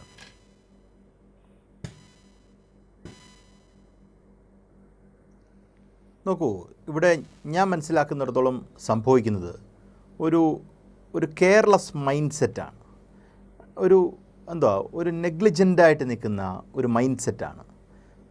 ഡോമിനേറ്റ് ചെയ്യുന്ന ഒരു മൈൻഡ് സെറ്റാണ്. ഇത് മൈൻഡ് സെറ്റിൻ്റെ ഒരു പ്രശ്നമാണ്. അത് ഒരു വ്യക്തിയുടെ മൈൻഡ് സെറ്റ് എന്നുള്ളതല്ല. ആ 10 വർഷം ഭരിച്ച ഒരു ഗവൺമെൻറ് അത് കണ്ടിന്യൂ ചെയ്യുന്നു. അത് കാലാകാലങ്ങളായി ഉണ്ടായി വന്നിരിക്കുന്ന ഒരു മൈൻഡ് സെറ്റിൻ്റെ ഒരു പ്രശ്നമാണത്. അത് നമുക്ക് ഉടനടി തിരുത്താൻ പറ്റുമോ എന്ന് ചോദിച്ചാൽ അതിന് ആദ്യത്തെ ആഘാതം കിട്ടിക്കഴിഞ്ഞു. അതിന് വരാൻ പോകുന്ന ദിവസങ്ങളിൽ ഈ പറയുന്ന ഇവരുടെ കോയിലേഷൻ ഗവൺമെൻറ്റിനകത്തുനിന്ന് തന്നെ വരേണ്ട, അല്ലെങ്കിൽ പ്ലൂറലിസം എന്ന് നമ്മൾ അതിനകത്ത് പറയും, ഡെമോക്രാറ്റിക് പ്ലൂറലിസം എന്ന് പറയുന്ന ഇതിനകത്ത് NDA എന്ന് പറയുന്നത് ആയിക്കഴിഞ്ഞതുകൊണ്ട് അവരിൽ നിന്ന് ഉയർന്നു വരേണ്ട ഒരു കാര്യമാണ്. അപ്പോൾ നമുക്കെപ്പോഴും നമ്മുടെ ടെൻഡൻസി എന്ന് പറഞ്ഞു കഴിഞ്ഞാൽ നമുക്ക് ഡോമിനേറ്റ് ചെയ്യാനുള്ള ടെൻഡൻസിയാണ്. ആ ടെൻഡൻസിയാണ് ഇവിടെ കാണിക്കുന്നത്. നോക്കൂ, ഇവിടെ വന്ന 1-2 വിഷയങ്ങളിലേക്ക് ഞാനൊന്ന് പോവാം. ഇപ്പം ജെയ്ക്ക് പറഞ്ഞ കഥ എനിക്കൊന്ന് ഫ്രഞ്ച് റവല്യൂഷൻ്റെ ലൂയി 16-നും മാരിയോ ആൻ്റോണറ്റിൻ്റെയും കഥയാണെന്നാണ് ഞാൻ മനസ്സിലാക്കുന്നത്. മാരിയോ ആൻ്റോണറ്റാണ് പറഞ്ഞത്, കേക്ക് മേടിച്ച് ബ്രെഡ് മേടിക്കാൻ പൈസ ഇല്ലെങ്കിൽ കേക്ക് മേടിച്ച് തിന്നു എന്ന് പറഞ്ഞ മാരിയോ അന്റോണറ്റ് എന്നാണ് എൻ്റെ ഓർമ്മ. മാരിയോ അന്റോണറ്റിൻ്റെയും ലൂയി 16-ൻ്റെയും വിധി എന്തായിരുന്നു എന്ന് നമ്മൾ ഓർക്കണം. ഞാൻ കെവിൻ കാർട്ടറിൻ്റെ കാര്യം പറഞ്ഞ പോലെ കെവിൻ കാർട്ടർ എന്ന മനുഷ്യൻ ആത്മഹത്യ ചെയ്യുന്നത് ഞാൻ പറഞ്ഞു. ആത്മഹത്യാപരമായ ഒരു തീരുമാനം അദ്ദേഹം എടുത്തു എന്നുള്ളതുകൊണ്ടാണ്. അല്ലെങ്കിൽ ആ ചെറുപ്പക്കാരൻ അല്ലെങ്കിൽ ആ കുഞ്ഞിനെ രക്ഷിക്കേണ്ട തീരുമാനം എടുക്കാതെ മനുഷ്യത്വരഹിതമായി ഒരു ലോകം ഘോഷിച്ച ഒരു ഫോട്ടോ എടുക്കുക മാത്രമായി ചെയ്ത് അദ്ദേഹത്തിൻ്റെ ജീവൻ ഹോമിക്കേണ്ട വന്ന സാഹചര്യം വന്നു. മാരിയോ അന്റോണറ്റിൻ്റെ കഥ ഇതുതന്നെയാണ്. അവസാനം ജക്കോബിയൻസ് ഗില്ലറ്റിൻ ചെയ്ത് കൊല്ലുന്ന ചരിത്രമാണ് മാരിയോ അന്റോണറ്റിനുള്ളത്. ലൂയി 16-നും അതുതന്നെയാണ് ഉണ്ടാകുന്നത്. ഞാൻ പറഞ്ഞു വരുന്നത് ലൂയി 16 എന്ന് പറഞ്ഞു കഴിഞ്ഞാൽ ഒരു വ്യക്തിയല്ല കേട്ടോ. ഞാൻ ആ ലൂയി 16 എന്ന് പറയുമ്പം സ്റ്റേറ്റാണ്. When Louis 16 is guillotined the state is gone, a republic is born എന്നാണ് നമ്മൾ പറയുന്നത്. കാര്യം രാജാവ് മരിച്ചിരിക്കുന്നു. രാജാവ് മരിച്ചു കഴിഞ്ഞാൽ പിന്നെ അവിടെ ബാക്കിയുള്ള ഒരു റിപ്പബ്ലിക്കാണ് അവിടെ ബാക്കിയുള്ളത്, അല്ലാതെ ഈ പറയുന്ന വേറെ ഒരു ഭരണകൂടമില്ല. അതുകൊണ്ട് അപ്പം ലൂയി 16 കൊല്ലപ്പെട്ടു എന്ന് ഞാൻ പറയുമ്പം സിംബോളിക് റീപ്ലേസ്മെൻറ്റ് ഓഫ് സംതിങ് എന്നുള്ളതാണ് ഞാൻ ഉദ്ദേശിക്കുന്നത്. അവിടെ അങ്ങനെ ഒരു കാലത്തിൽ കൂടെയാണ് നമ്മൾ കടന്നു പോകുന്നത്. അതിൻ്റെ ഒരു തുടക്കം വന്നിട്ടുണ്ടെന്ന് ഞാൻ മനസ്സിലാക്കുന്നത്. അത് വ്യക്തിയുടെ മരണത്തെ വെച്ചല്ല ഞാൻ പറയുന്നത്. അങ്ങനെ ഒരു ചേഞ്ച് നമുക്ക് പ്രതീക്ഷിക്കാം തന്നെ ചെയ്യാം. ഇവിടെ 2 വിഷയങ്ങളാണ് അതിനകത്ത് വന്നത്. മലയാളികളുടെ സവിശേഷത, അവിടുത്തെ ഓരോ കാര്യങ്ങളെക്കുറിച്ച് ഞാൻ പറഞ്ഞു. ഞാൻ കണ്ടറിഞ്ഞ അനുഭവത്തിൽ നിന്നാണ് പറഞ്ഞത്. ഇങ്ങനെ കുറേ കാര്യങ്ങളോടുണ്ട്. അവിടെ ഈ പറയുന്ന കന്നഡ ബോർഡ് വെച്ചിട്ടില്ല, തമിഴ് ബോർഡ് വെച്ചിട്ടില്ല, അല്ലെങ്കിൽ മറ്റ് സംസ്ഥാനങ്ങളിൽ വെച്ചിട്ടില്ല. ഈ അടുത്ത ചോദ്യം, അതിനകത്ത് വരുന്ന ഒരു പ്രധാനമായ ചോദ്യം ജനങ്ങൾ മനസ്സിലാക്കേണ്ട ഒരു കാര്യം എന്നത്, ഈ കന്നഡ മുഖ്യമന്ത്രി അല്ലെങ്കിൽ കന്നഡ മന്ത്രിയോ അല്ലെങ്കിൽ ഈ പറയുന്ന മറ്റൊരു മന്ത്രിയോ അവിടെ പോകണമെന്ന് ആവശ്യപ്പെട്ടിട്ടുണ്ടോ എന്നുള്ളൊരു ചോദ്യമാണ്. കന്നഡ എന്ന് പറഞ്ഞ സ്ഥലം ഭരിക്കുന്നത് കോൺഗ്രസ് ആണ്. അപ്പോൾ അങ്ങനെ BJP അല്ലല്ലോ. കോൺഗ്രസിൻ്റെ ഒരു ആവശ്യം അവിടെ വന്നിട്ടുണ്ട്, ഞങ്ങൾക്ക് അങ്ങോട്ട് പോകണം എന്നുള്ളൊരു ആവശ്യം വന്നിട്ടുണ്ടോ എന്നുള്ളതാണ്. അത് BJP പറയേണ്ടത്, കേന്ദ്ര സർക്കാർ പറയേണ്ട ഒരു കാര്യമാണ്. അപ്പം നമ്മളൊരു ആവശ്യം ഉന്നയിച്ചിരിക്കുന്നു. കാര്യം അത് നമ്മുടെ ആവശ്യമാണ്, ജനങ്ങളുടെ ആവശ്യമാണ്.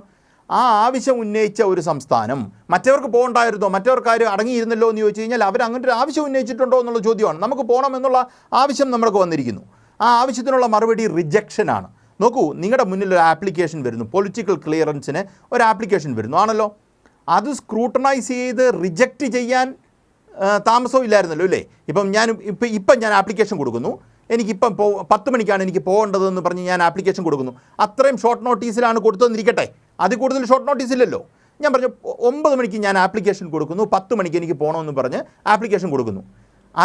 അതേ തീരുമാനമെടുക്കാതിരിക്കുകയല്ല ചെയ്യുന്നത്, അത് റിജക്റ്റ് ചെയ്യുകയാണ് ചെയ്യുന്നത് ആണല്ലോ. ഇപ്പോൾ റിജക്ഷൻ എന്ന് പറഞ്ഞ അവിടെ ഒരു കാര്യം നടന്നെങ്കിൽ ആ ആപ്ലിക്കേഷൻ അവർ സ്ക്രൂട്ടനൈസ് ചെയ്ത് അതിലൊരു തീരുമാനമെടുത്തു, പോകണ്ട, അനുവാദം നൽകുന്നില്ല എന്നുള്ള തീരുമാനത്തിലേക്ക് എത്തി എന്നുള്ളതാണ്. അപ്പോൾ തീരുമാനം ഒരു മണിക്കൂർ കൊണ്ട് നിങ്ങൾക്ക് എടുക്കാമെങ്കിൽ അത്രയും ഷോർട്ട് നോട്ടീസിൽ ആപ്ലിക്കേഷൻ കൊടുക്കാം, അല്ലെങ്കിൽ അങ്ങനെ ഒരു റിക്വസ്റ്റും കൊടുക്കാം. അതെനിക്ക് ഒരു ന്യായമായ കാര്യമായിട്ട് തോന്നിയില്ല. അത്യാവശ്യം പോകേണ്ടതിന് നമുക്ക് എന്നാൽ 4 ദിവസം മുമ്പ് തന്നെ നമുക്ക് റിക്വസ്റ്റ് കൊടുത്തിട്ടാക്കാൻ പറ്റും. അങ്ങനെ പറ്റില്ല. ആ ആർഗ്യുമെൻറ്റിന് വലിയ പ്രസക്തി ഉണ്ടെന്ന് എനിക്ക് തോന്നുന്നില്ല. നമുക്ക് ഷോർട്ട് നോട്ടീസിലേ അവിടെ ഒരു കാര്യം കൊടുക്കാൻ പറ്റുമായിരുന്നു, അതവിടെ നടക്കട്ടെ. പിന്നെ ഈ പറയുന്ന പോലെ കൃഷ്ണദാസ് പറഞ്ഞ പോലെ സംസ്ഥാനത്ത് വന്നു, സംസ്ഥാനത്ത് ഡീൽ ചെയ്യേണ്ട കാര്യങ്ങൾ ഡീൽ ചെയ്തു. ഈ പറയുന്ന ഓരോ ആൾക്കാർക്കും അവർക്ക് വേണ്ട സാമ്പത്തിക സഹായം ചെയ്യേണ്ടതിനെക്കുറിച്ച് പറഞ്ഞിരിക്കുന്നു, ഓരോ കാര്യങ്ങളും പറഞ്ഞിരിക്കുന്നു. അത് കൃത്യമായി സംസ്ഥാന സർക്കാർ ചെയ്യുമെന്ന് തന്നെയാണ് ഞാൻ കരുതുന്നത്. അവരെ സംബന്ധിച്ചിടത്തോളം അവരുടെ ആ സർക്കാരിൽ നിന്ന് കിട്ടേണ്ട ആനുകൂല്യങ്ങളൊക്കെ എത്തി അവരുടെ ചെക്കുമായി തന്നെ സർക്കാർ പോകുമെന്നാണ് ഞാൻ കരുതുന്നത്. അല്ലാതെ അതിനെയൊന്നും കോംപ്ലിക്കേറ്റ് ചെയ്യേണ്ട കാര്യമുണ്ടെന്ന് എനിക്ക് തോന്നുന്നില്ല. അത് ഞാൻ പറഞ്ഞ ഒരു പൊളിറ്റിക്കൽ ഡിബേറ്റായിട്ട് ഞാനതിനെ കാണുന്നില്ല. ഞാനതിൻ്റെ ഒരു റീസൺസ് പറഞ്ഞെന്ന് മാത്രമേ ഉള്ളൂ. ഇവിടെ പ്രശ്നം അതുതന്നെയാണ് കൃഷ്ണദാസ്. കേരളം എന്ന സംസ്ഥാനമാണ് ഈ ആവശ്യം കേന്ദ്രത്തിന് മുമ്പാകെ വെച്ചത്. മറ്റ് സംസ്ഥാനങ്ങളിലും അവരുടെ അതാത് സംസ്ഥാനങ്ങളിൽപ്പെട്ടവരൊക്കെ മരണപ്പെട്ടിട്ടുണ്ട്. പക്ഷേ ഏറ്റവും അധികം ആളുകൾ മരണപ്പെട്ടത് മലയാളികളാണ് മരണമടഞ്ഞത്. കേരളം എന്ന സംസ്ഥാനമാണ് അങ്ങനെ ഒരു ആവശ്യം വെച്ചത്. ആ പൊളിറ്റിക്കൽ ക്ലിയറൻസ് നൽകേണ്ടത് കേന്ദ്രം തന്നെയാണ്. അങ്ങനെ ഒരു അടിയന്തര മന്ത്രിസഭാ യോഗം ചേർന്ന് ഒരു മന്ത്രിയെ ചുമതലപ്പെടുത്തുന്നു രാവിലെ. സ്വാഭാവികമായും അതിൻ്റെ നടപടിക്രമങ്ങൾ ആരംഭിക്കുന്നു. അന്ന് വൈകിട്ട് രാത്രി 9:30 ഫ്ലൈറ്റ്. ആ അപേക്ഷ അവിടെ വരുന്നു, അത് പരിശോധിക്കുന്നു, അത് പരിശോധിച്ച് തള്ളുകയാണ് ഉണ്ടായത്. അതുകൊണ്ട് തന്നെ മറ്റേതെങ്കിലും തരത്തിലുള്ള വാദത്തിന് അവിടെ സ്കോപ്പില്ല. കേരളം എന്നൊരു സംസ്ഥാനം അങ്ങനെ ഒരു ആവശ്യം വെക്കുമ്പോൾ ആ ആവശ്യത്തെ പരിഗണിക്കാനോ പരസ്പരം ഇതുപോലൊരു ദുരന്തത്തിൽ പോലും മറ്റെല്ലാം മാറ്റിവെച്ച്, അതുകൊണ്ടാണ് മുഖ്യമന്ത്രി പറഞ്ഞത് ഇത്തരം സാഹചര്യങ്ങളിൽ പൊളിറ്റിക്കൽ ക്ലിയറൻസ് നൽകുമ്പോൾ രാഷ്ട്രീയം നോക്കരുത് എന്ന് പറയേണ്ടി വരുന്നത് വളരെ പ്രധാനപ്പെട്ടൊരു കാര്യമല്ലേ. ആ നിലയിൽ അതിനെ കാണാത്തത് എന്തുകൊണ്ടാണ്?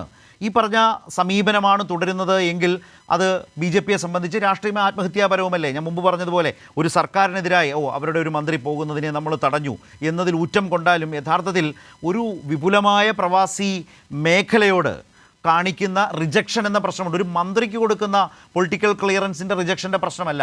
ആശങ്കപ്പെട്ട് കഴിയുന്ന കുവൈറ്റിലെ ആ മേഖലയിലെ പ്രവാസികൾക്കിടയിലേക്ക് അവർക്ക് നിരാശ വരുത്തുന്ന ഒരു തീരുമാനമെടുക്കുന്നു എന്ന നിലയിൽ ഒരു റിജക്ഷനാണ് അതിലുള്ളത്. അത് ഉചിതമാണോ എന്നൊരു പ്രശ്നമല്ലേ ഇതിനകത്തുള്ളത്? സ്ഥലത്ത് മലയാളികളടക്കം ഈ ദുരന്തത്തിൽപ്പെട്ടിട്ടുള്ള ആളുകൾ, മറ്റ് സംസ്ഥാനങ്ങളിൽ നിന്നുള്ള ആളുകൾ, ഇനി ആ രാജ്യത്ത് അതുമായി ബന്ധപ്പെട്ടുകൊണ്ട് അതിന്റെ കെടുതികൾ അനുഭവിക്കുന്ന ആളുകൾ, അവരുടെ എല്ലാം പ്രശ്നങ്ങൾ ഏറ്റെടുത്തുകൊണ്ടാണ് കേന്ദ്ര ഗവൺമെന്റ് ദ്രുതഗതിയിൽ കേന്ദ്രമന്ത്രി അവിടെ പോവുകയും അതിന് നടപടികൾ സ്വീകരിക്കുകയും കേരളം അടക്കമുള്ള സംസ്ഥാനങ്ങളിലെ ആളുകളുടെ മുഴുവൻ കാര്യങ്ങളും ശ്രദ്ധിക്കുകയും അതിനു വേണ്ടിയിട്ടുള്ള എല്ലാ നടപടികളും സ്വീകരിക്കുകയും ചെയ്തു. അതിനെ ആ സമൂഹവും പ്രവാസി സമൂഹവും അതുമായി ബന്ധപ്പെട്ടുകൊണ്ട് നിൽക്കുന്ന മുഴുവൻ ആളുകളും ശ്ലാഘിക്കുകയും അവരെല്ലാം അംഗീകരിക്കുകയും ചെയ്തിട്ടുള്ള കാര്യമാണ്. പിന്നെ പ്രത്യേകിച്ച് വികലമായ മനസ്സിന്റെ ഉടമകളായിരിക്കുന്ന ആളുകൾക്ക് എന്തും വിവാദമാക്കി വെടക്കാക്കി തനിക്കാക്കാൻ പറ്റുമോ എന്ന് ശ്രമിക്കുന്ന ആളുകൾക്ക് അവർക്കെന്തും പറയാം, അവർക്കെന്തും ആലോചിക്കാം, അവർക്കെന്തും വിവാദമാക്കാം, അവർക്ക് ഏത് തരത്തിലുള്ള വിക്രിയയും ഈ കാര്യത്തിൽ കാണിക്കാൻ വേണ്ടി ശ്രമിക്കാം. അതൊക്കെ ഒരു ഭാഗത്ത് നടന്നോട്ടെ. അതിലൊന്നും ഒരു വിരോധവും ഒരു പ്രശ്നവും എന്നെ സംബന്ധിച്ചില്ല, ഞങ്ങൾക്കില്ല. പിന്നെ കേന്ദ്ര ഗവൺമെന്റ് ഇതിൽ ഏതെങ്കിലും ഒരു സമയത്തിന്റെ നഷ്ടമുണ്ടായി അല്ലെങ്കിൽ ഏതെങ്കിലും തരത്തിലുള്ള നടപടികൾ തെറ്റായി ചെയ്തു, അങ്ങനെ ഒരു വാദം കേരളത്തിനില്ലല്ലോ. ഇതുമായി ബന്ധപ്പെട്ടുകൊണ്ട് അതിന്റെ പ്രശ്നങ്ങൾ അനുഭവിക്കുന്ന ആളുകൾക്കില്ലല്ലോ. നോർക്കയുമായി ബന്ധപ്പെട്ടുകൊണ്ടുള്ള ഉദ്യോഗസ്ഥന്മാർക്കുള്ള ആളുകൾക്കില്ലല്ലോ. അപ്പൊ ഈ വിഷയത്തിൽ കേന്ദ്ര ഗവൺമെന്റിന്റെ ഇടപെടൽ സുതാര്യമായിരുന്നു, സുശക്തമായിരുന്നു, ദ്രുതഗതിയിലുള്ളതായിരുന്നു. അത് എല്ലാ വിഭാഗവും അംഗീകരിച്ചിട്ടുള്ള കാര്യമാണ്.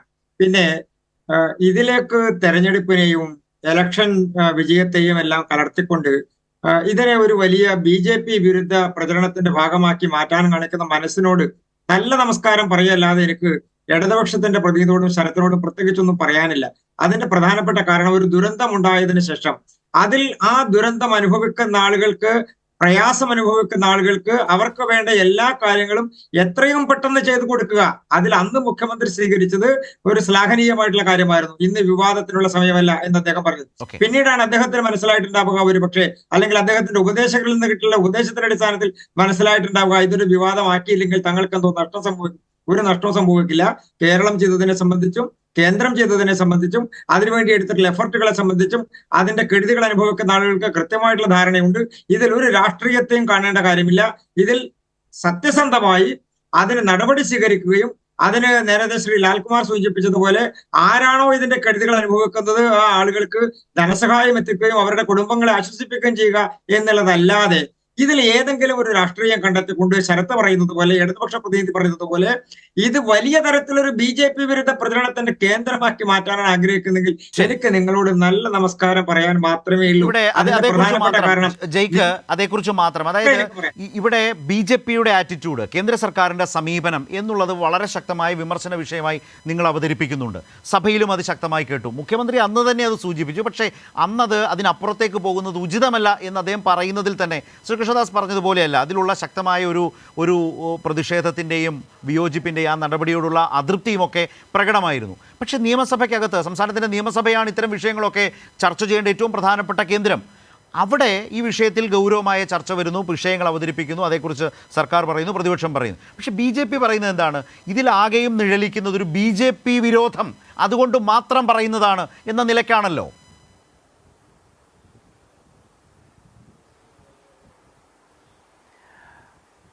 ഇപ്പോൾ ഈ വിഷയത്തിൽ യൂണിയൻ ഗവൺമെൻറ്റിൻ്റെ ഭാഗമായിട്ടുണ്ടായ സമീപനം, ഇപ്പോൾ നമ്മുടെ സമീപ വർഷങ്ങളുടെ കേരളത്തിൻ്റെ അനുഭവങ്ങൾ അങ്ങെടുത്ത് പരിശോധിച്ച് നോക്ക്. ഇവിടെ ചർച്ചയുടെ വിവിധ ഘട്ടങ്ങളിൽ ചില കാര്യങ്ങൾ പങ്കുവെക്കപ്പെട്ടല്ലോ. ഇപ്പോൾ പ്രളയത്തിൻ്റെയും ദുരിതങ്ങളുടെയും അനുഭവങ്ങളൊക്കെ കേരളത്തിനുണ്ടായപ്പോൾ ആ സമയത്ത് ഈ സർക്കാർ സ്വീകരിച്ച സമീപനം എന്താണ്? യൂണിയൻ ഗവൺമെൻറ്റിനോട് കേരളത്തോടുള്ള സമീപനം എന്താണ്? എന്തുകൊണ്ടാണ് യൂണിയൻ ഗവൺമെൻറ് കേരളത്തിലെ സഹായിക്കാൻ ഒരു രാഷ്ട്രം, അവിടുത്തെ ഭരണത്തലവന്മാർ അവരൊക്കെ സഹായിക്കാൻ മുമ്പോട്ടേക്ക് വരുമ്പോൾ അത് വേണ്ടതില്ല എന്ന് പറയുന്നത് എത്രയോ മനുഷ്യത്വവിരുദ്ധമായ മനസ്സാണ്? അത് കേരളത്തോടുള്ള സ്നേഹം കൊണ്ടാണോ? 750 കോടി രൂപ ഇത്തരത്തിൽ മറ്റു രാജ്യങ്ങൾ സഹായിക്കാൻ തയ്യാറായി മുമ്പോട്ടേക്ക് വരുമ്പോൾ, മലയാളികളുടെ വിയർപ്പ് കൊണ്ട് വളർന്ന ലോകരാഷ്ട്രങ്ങൾ തയ്യാറായി മുമ്പോട്ടേക്ക് വരുമ്പോൾ അത് വേണ്ടതില്ല, കേരളത്തെ സഹായിക്കേണ്ടതില്ല എന്ന സമീപനം സ്വീകരിക്കുന്നത് ഏത് മനസ്സിൽ നിന്നാണ്? എന്തുതരം രാഷ്ട്രീയ പദ്ധതിയുടെ ഭാഗമാണ്? അവിടെയാണ് യൂണിയൻ ഗവൺമെന്റ് അല്ല, അതിനെ നിയന്ത്രിക്കുന്ന സംഘപരിവാർ രാഷ്ട്രീയത്തിന്റെ പ്രശ്നമാണ്, ദംഷ്ട്രയാണ് തെളിഞ്ഞു വരുന്നത് എന്ന വിമർശനം ഉയർന്നു വരുന്നത് അവിടെയാണ്. എന്നാൽ ഗുജറാത്തിൽ മുമ്പ് ഭൂകമ്പം ഉണ്ടായപ്പോൾ ഇതേ പ്രധാനമന്ത്രി അവിടുത്തെ നേതാവായിരുന്ന സമയത്ത് മറ്റു പല വിദേശ രാഷ്ട്രങ്ങളിലും പോയി പണം പിരിച്ചു, സഹായം ചോദിച്ചു, ദാനമായി കിട്ടിയ കാശൊക്കെ സ്വീകരിച്ചു. കേരളത്തിലേക്ക് വരുമ്പോഴോ ഗുജറാത്തിന് പണം സ്വീകരിക്കാം, കേരളത്തിന് പണം സ്വീകരിക്കേണ്ടതില്ല. ഇത് ഈ ഗ്ലെയറിംഗ് ആയിട്ടുള്ള ഉദാഹരണങ്ങൾ കാണുന്ന, തലയ്ക്ക് ഉള്ളിൽ ആൾതാമസമുള്ള ഏതു സാധാരണക്കാരനായ മലയാളിയും ചിന്തിക്കില്ലേ അത് കേരളത്തോട് മാത്രമുള്ള ശത്രുതാപൂർണമായ സമീപനമാണെന്ന്? പ്രളയത്തിന്റെയും ദുരിതാനുഭവങ്ങളുടെയും ഘട്ടത്തിൽ കേരളത്തിന് ലഭിക്കേണ്ടിയിരുന്ന കേരളത്തിന്റെ അവകാശങ്ങളെ ഒന്നൊന്നായി വെട്ടിവീഴ്ത്തിയില്ലേ? ഇങ്ങോട്ടേക്ക് കൊടുത്തയച്ച കുടിവെള്ളത്തിനും ഇങ്ങോട്ടേക്ക് കൊടുത്തയച്ച അരിക്കും രൊക്കം കാശ് എണ്ണി പിടിച്ചു പറിച്ച് വാങ്ങിച്ചുകൊണ്ട് പോകുന്ന സമീപനമല്ലേ ഉണ്ടായിരുന്നത്? ഇന്ത്യയിൽ മറ്റേതെങ്കിലും ഒരു സംസ്ഥാനത്തിന് അത്തരം ഒരു അനുഭവം ഉണ്ടായോ? ഇപ്പോഴും എന്താണ് ആ ശ്രമങ്ങളുടെ തുടർച്ചയാണ് കുവൈറ്റിൽ കേരളത്തിന്റെ മന്ത്രിയുടെ സന്ദർശനത്തിനായിട്ട് പൊളിറ്റിക്കൽ ക്ലിയറൻസിന് കൊടുക്കാതെ അതിനെ റദ്ദ് ചെയ്തുകൊണ്ടുള്ള തീരുമാനം. ഇതിന്റെ തുടർച്ചയാണ്, ഇത് ഒറ്റപ്പെട്ടതല്ല. കേരളം അതിജീവിക്കാൻ പാടില്ല, ഇന്ത്യയിലെ മികവാർന്ന സംസ്ഥാനങ്ങളുടെ ജീവിതാനുഭവമായി കേരളം മുമ്പോട്ടേക്ക് പോകാൻ പാടില്ല. അതിന് ഏതു നിലയിലുള്ള ശത്രുതാപൂർണമായ സമീപനം സ്വീകരിക്കാമോ എല്ലാ അന്തസ്സുള്ള ഭരണഘടനാ കാര്യങ്ങളെയും മാറ്റി നിർത്തി കേരളത്തെ തകർക്കാനുള്ള കുൽസിത നീക്കങ്ങളുടെ തുടർച്ചയാണ് ഇവിടെ ഉണ്ടായിക്കൊണ്ടിരിക്കുന്നത്. നമ്മൾ എത്രയോ ഘട്ടങ്ങൾ അനുഭവിച്ചതാണ്. കേരളം എത്രയോ ഘട്ടങ്ങളിൽ സമരസജ്ജരായി ഇതിനെതിരെ കേരളത്തിന് നിൽക്കേണ്ട വന്നതാണ്. ആ അന്തരീക്ഷം, ആ സാമൂഹ്യ രാഷ്ട്രീയ അന്തരീക്ഷം കേരളത്തിന് പരിചിതവുമാണ്. അതുകൊണ്ട് തന്നെയാണ് ഒരു പുതിയ സർക്കാർ വരുമ്പോൾ അതിൻ്റെ തുടക്കത്തിൽ തന്നെ ഇങ്ങനൊരു ദുരന്ത മുഖത്തെടുക്കുന്ന നിലപാട് കൂടുതൽ ചർച്ചാ വിഷയമാകുന്നതും അതുകൊണ്ട് തന്നെയാണ്. ഞാൻ ഈ ചർച്ചയുടെ അവസാന മിനിറ്റുകളിലേക്ക് വരാം, ഇടവേളയ്ക്ക് ശേഷം. വേഗം ലാൽകുമാറിനോടാണ്. ലാൽകുമാർ, നമുക്കറിയാം ഇപ്പോൾ ടി കെ ഹംസ ഇതുപോലൊരു സാഹചര്യത്തിൽ മന്ത്രി എന്ന നിലയിൽ പോയിട്ടുള്ള, കുവൈറ്റിലേക്ക് പോയിട്ടുള്ള ഒരു അനുഭവമുണ്ട്. അഭയാർത്ഥി ക്യാമ്പുകളിൽ പോയി അന്നത്തെ മലയാളി പ്രവാസികൾക്ക് ആശ്വാസകരമായി പ്രവർത്തിച്ച ഒരു അനുഭവത്തിൻ്റെയൊക്കെ ഒരു പശ്ചാത്തലത്തിൽ തന്നെയാണ് സ്വാഭാവികമായും ഇത്രയധികം മലയാളികൾ മരണപ്പെടുന്നൊരു ഘട്ടത്തിൽ മരിക്കുമ്പോൾ അവിടേക്ക് ഒരു മന്ത്രി പോകട്ടെ എന്ന് തീരുമാനിക്കുന്നത്. അതിൻ്റെ അടിസ്ഥാനത്തിൽ കേന്ദ്രത്തിന് പൊളിറ്റിക്കൽ ക്ലിയറൻസിനായി അപേക്ഷിക്കുന്നു. കിട്ടുമെന്ന ഉത്തമ വിശ്വാസത്തോടെ ആ മന്ത്രി ഉച്ചയ്ക്ക് ശേഷം വിമാനത്താവളത്തിലേക്ക് പോകുന്നു, രാത്രി വരെ ഇവിടെ ഇരിക്കുന്നു. സമയമാകുമ്പോൾ, വിമാനത്തിൻ്റെ സമയമാകുമ്പോഴും ഫ്ലൈറ്റിൻ്റെ സമയമാകുമ്പോഴും കിട്ടുന്നില്ല, മടങ്ങിപ്പോരേണ്ടി വരും. ഇതാണല്ലോ സംഭവിച്ചത്. പക്ഷേ ഇത് വരുമ്പോൾ നമ്മുടെ പുതിയ കാലത്തെ സമൂഹ മാധ്യമങ്ങളിൽ ഏറ്റവും സജീവമായി കാര്യങ്ങളൊക്കെ ചർച്ച ചെയ്യുന്ന ഇടത്തിൽ ഇതുപോലൊരു ഘട്ടത്തിൽ പോലും ആ അനുമതി നിഷേധിക്കുമ്പോൾ അത്യധികമായി ആഹ്ലാദിക്കുന്ന മനുഷ്യരെ നമ്മൾ ഒരുപാട് കണ്ടു. അതുപോലെ തന്നെ ആ രീതിയിൽ അതിനെ സമീപിക്കുന്നവരെ കണ്ടു. കേരളത്തിൻ്റെ ആവശ്യത്തെ പുച്ഛത്തോടെ സമീപിക്കുന്നവരെ കണ്ടു. ഈ പല ന്യായങ്ങൾ ചമയ്ക്കാൻ ശ്രമിക്കുന്നവരെ കണ്ടു. ഈ നിലയിൽ കൂടിയുള്ളൊരു ഒരു അവസ്ഥ നമ്മുടെ നാട്ടിൽ രൂപപ്പെട്ടിട്ടുണ്ട് ഈ ദുരന്തത്തിൻ്റെ സമയത്തും. അതും കാണാതെ പോകാനാവില്ലല്ലോ.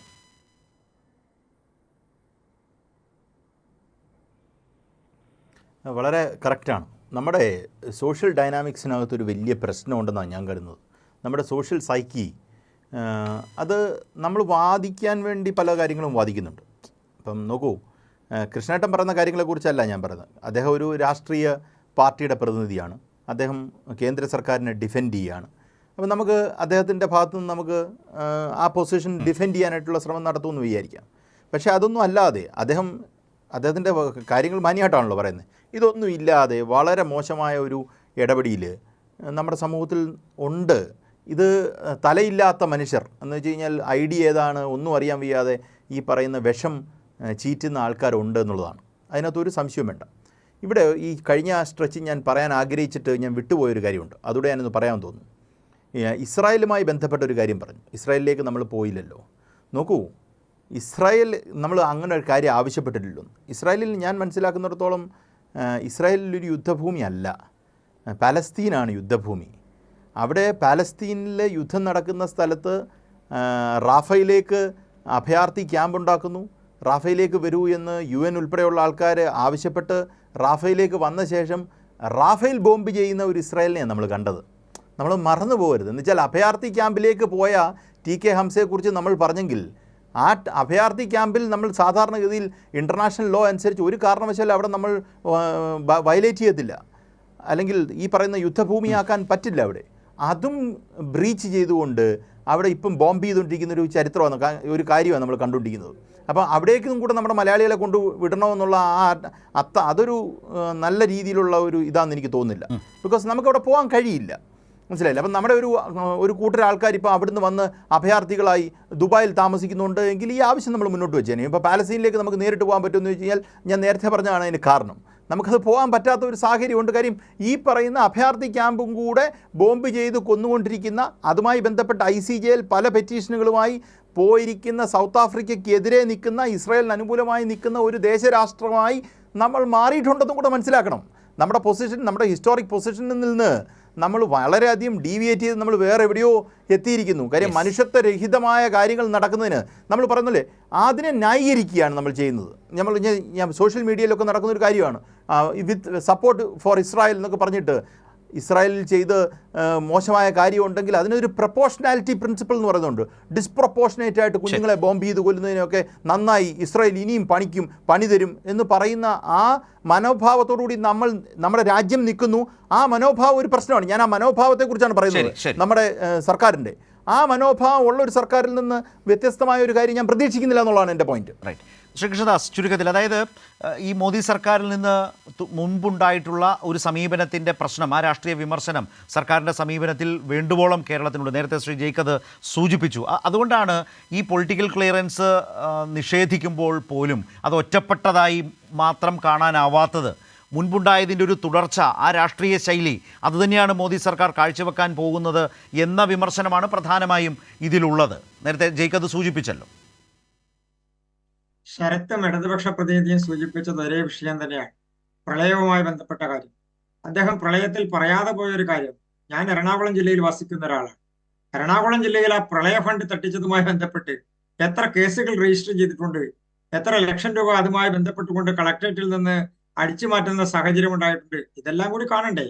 നമ്മൾ ഒരു ഭരണ സംവിധാനത്തെ അല്ലെങ്കിൽ വിദേശത്ത് നിന്ന് പണം കിട്ടാനുള്ള സാഹചര്യത്തെ ഇല്ലാതെയാക്കി എന്ന് ബ്ലണ്ടായിട്ടങ്ങ് പറയുമ്പോൾ കേന്ദ്രം എത്ര കൊടുത്തു, കേരളം എത്ര നേടി, ഇനി അത് മാത്രമല്ല അതിൽ കിട്ടിയ പണം ആരെടുത്ത് ചെലവഴിച്ചു, എന്തിനു വേണ്ടി ചെലവഴിച്ചു? പറവൂർ മേഖലയിലുള്ള സാധാരണക്കാർക്ക് കൊടുക്കാനുള്ള പണമാണ് കട്ടുകൊണ്ടുപോയത്. ആര് കട്ടുകൊണ്ടുപോയി അത് ഞാനിവിടെ പറയാൻ ആഗ്രഹിക്കുന്നില്ല, അദ്ദേഹത്തിന് അറിയാവുന്ന കാര്യങ്ങളാണ്. ഈ സർക്കാർ PM കെയർ ഫണ്ടിന്റെ കാര്യം കൂടെ അങ്ങ് ഇതിന്റെ കൂട്ടത്തിലൊന്ന് പറയണം. അത് വേണ്ട, ഫണ്ടിന്റെ കാര്യം കൂടെ അങ്ങ് ഇതിന്റെ കൂട്ടത്തിലൊന്ന് പറയണം. എത്ര കിട്ടിയെന്നൊരു കണക്ക് പറയുവോ? എത്ര തട്ടിച്ചെന്നുള്ളത് വേണ്ട, അത് പോട്ടെ. എത്ര കിട്ടിയെന്നൊരു കണക്ക് പറയുവോ?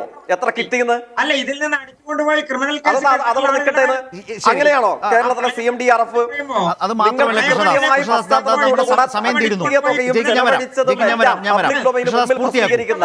കേരളത്തിലെ CMDRF പോലെയാണോ നിങ്ങളുടെ PM കെയർ ഫണ്ട്? എറണാകുളത്തുണ്ടായ സംഭവത്തെ, ഒറ്റപ്പെട്ട സംഭവങ്ങളെ അതിനെ പൊതുവൽക്കരിക്കുന്ന ഒരു രീതിയാണ് താങ്കൾ കാഴ്ചവെക്കുന്നത്. അതിൽ അന്വേഷണം മുന്നോട്ട് പോവുകയും പ്രതികൾ പിടിക്കപ്പെടുകയും ആ നടപടികൾ കാണുന്നതാണ്. അവിടെ ഏതെങ്കിലും രാഷ്ട്രീയ സംരക്ഷണം, അധികാര സംരക്ഷണം എന്നൊരു കേസ് കേരളത്തിനില്ല. രണ്ടാമത്തെ കാര്യം, ഇവിടെ ഇത് ഒറ്റപ്പെട്ടതല്ല, തുടർച്ചയായി കേരളത്തോട് ഈ സമീപനം കാഴ്ചവെക്കുന്നു. അത് തുടരാൻ പോകുന്നതിന്റെ ലക്ഷണമാണ് ഇതിലും. രാഷ്ട്രീയ മറുപടി ഉണ്ടെങ്കിൽ വളരെ വേഗത്തിൽ ശ്രീ കൃഷ്ണദാസ്. ഏത് വിഷയത്തിലാ തുടർച്ചയുള്ളത്? ഏതെങ്കിലും വിഷയത്തിൽ ശരി. കേരളത്തിന് ചോദിക്കുന്നതിൽ കൂടുതൽ കൊടുത്തിട്ടുള്ള ചോദിക്കാത്ത താമസമേ ഉള്ളൂ, കയ്യയച്ച് തന്നുകൊണ്ടിരിക്കുകയാണ് അല്ലേ? ശരി. ഈ തരത്തിൽ കള്ളത്തരം പറയാൻ നിങ്ങളോട് ആര് പറഞ്ഞു? ജയ്ക്ക് താങ്കളുടെ കൂടി ഊഴം നമുക്ക് ചർച്ച അവസാനിപ്പിക്കാം. ചോദിക്കാത്ത കുഴപ്പമേ ഉള്ളൂ, തരാൻ തയ്യാറായി വെമ്പൽ കൊണ്ട് നിൽക്കുന്ന മോദി സർക്കാർ. ഏറ്റവും ഒടുവിൽ 5 വർഷമായിട്ട് കേരളത്തിലെ കർഷകർക്ക് കൊടുക്കാനുള്ള പണം പിടിച്ചു വെച്ചിരിക്കുകയാണല്ലോ. ഇനി ബാക്കി 563 കോടിക്ക് മേൽ തുക നെൽകർഷകരുടെ മാത്രം പിടിച്ചു വെച്ചിരിക്കുകയാണ്. കേരളത്തിലെ കൃഷിക്കാർ കൃഷി ചെയ്തതിന്റെ പൈസ എങ്കിലും പിടിച്ചു വെക്കാതെ കൊടുക്കാൻ ഒരു മര്യാദ കാണിക്ക്. ഇവിടുന്ന് കട്ടുപറിച്ചുകൊണ്ട് പോകുന്നതല്ലാതെ എന്നിട്ട് വേണം ഇവിടെയൊക്കെ വന്നിരുന്ന് ഇമാതിരി ന്യായം പറയാൻ. കാരണം കേരളത്തിന് ഇത്തരം രോഷം വളരെ സ്വാഭാവികമായി ഉണ്ടാകും. കാരണം തുടർച്ചയായി കേരളത്തിന്റെ അവകാശങ്ങൾക്കുമേൽ ഏറ്റവും വലിയ കേന്ദ്ര സർക്കാരിന്റെ അമിതാധികാരം പ്രയോഗിച്ചുകൊണ്ട് കേരളത്തിന്റെ അവകാശങ്ങൾ നിഷേധിക്കുന്ന, സുപ്രീം കോടതിയെ പോലും ഒരു സംസ്ഥാനത്തിന് ആശ്രയിക്കേണ്ടി വരുന്ന, സുപ്രീം കോടതി നിർദ്ദേശാനുസരണം അവകാശപ്പെട്ട പണത്തിന്റെ ഒരു പങ്ക് കിട്ടുന്ന നിലയിലേക്ക് കേരളം പോകുന്നു. സ്വാഭാവികമായും ക്ഷേമ പെൻഷനുകൾ മുടങ്ങുന്ന അവസ്ഥ വരുന്നു, നെൽകർഷകർക്ക് കൊടുക്കേണ്ട പണം കിട്ടാതെ വരുന്നു. ഇങ്ങനെ കണ്ടു ശീലിച്ച കേരളത്തിന് മുമ്പിലേക്കാണ് ഒരു ദുരന്തമുഖത്ത് ആരോഗ്യമന്ത്രി പോകാനെടുക്കുന്ന സർക്കാർ തീരുമാനത്തെ പോലും നിരാകരിക്കുന്ന തീരുമാനം കേന്ദ്രത്തിൽ നിന്ന് വന്നത്. അതിനെതിരായ കേരളത്തിൻ്റെ നിയമസഭയുടെ ശക്തമായ പ്രതിഷേധമാണ് ഇന്ന് ഉയർന്നു വന്നത്. ആ നിലയിലുള്ള പ്രശ്നമാണ് ഇന്ന് ചർച്ച ചെയ്തത്. ന്യൂസ് ആൻഡ് വ്യൂസ് അവസാനിക്കുന്നു.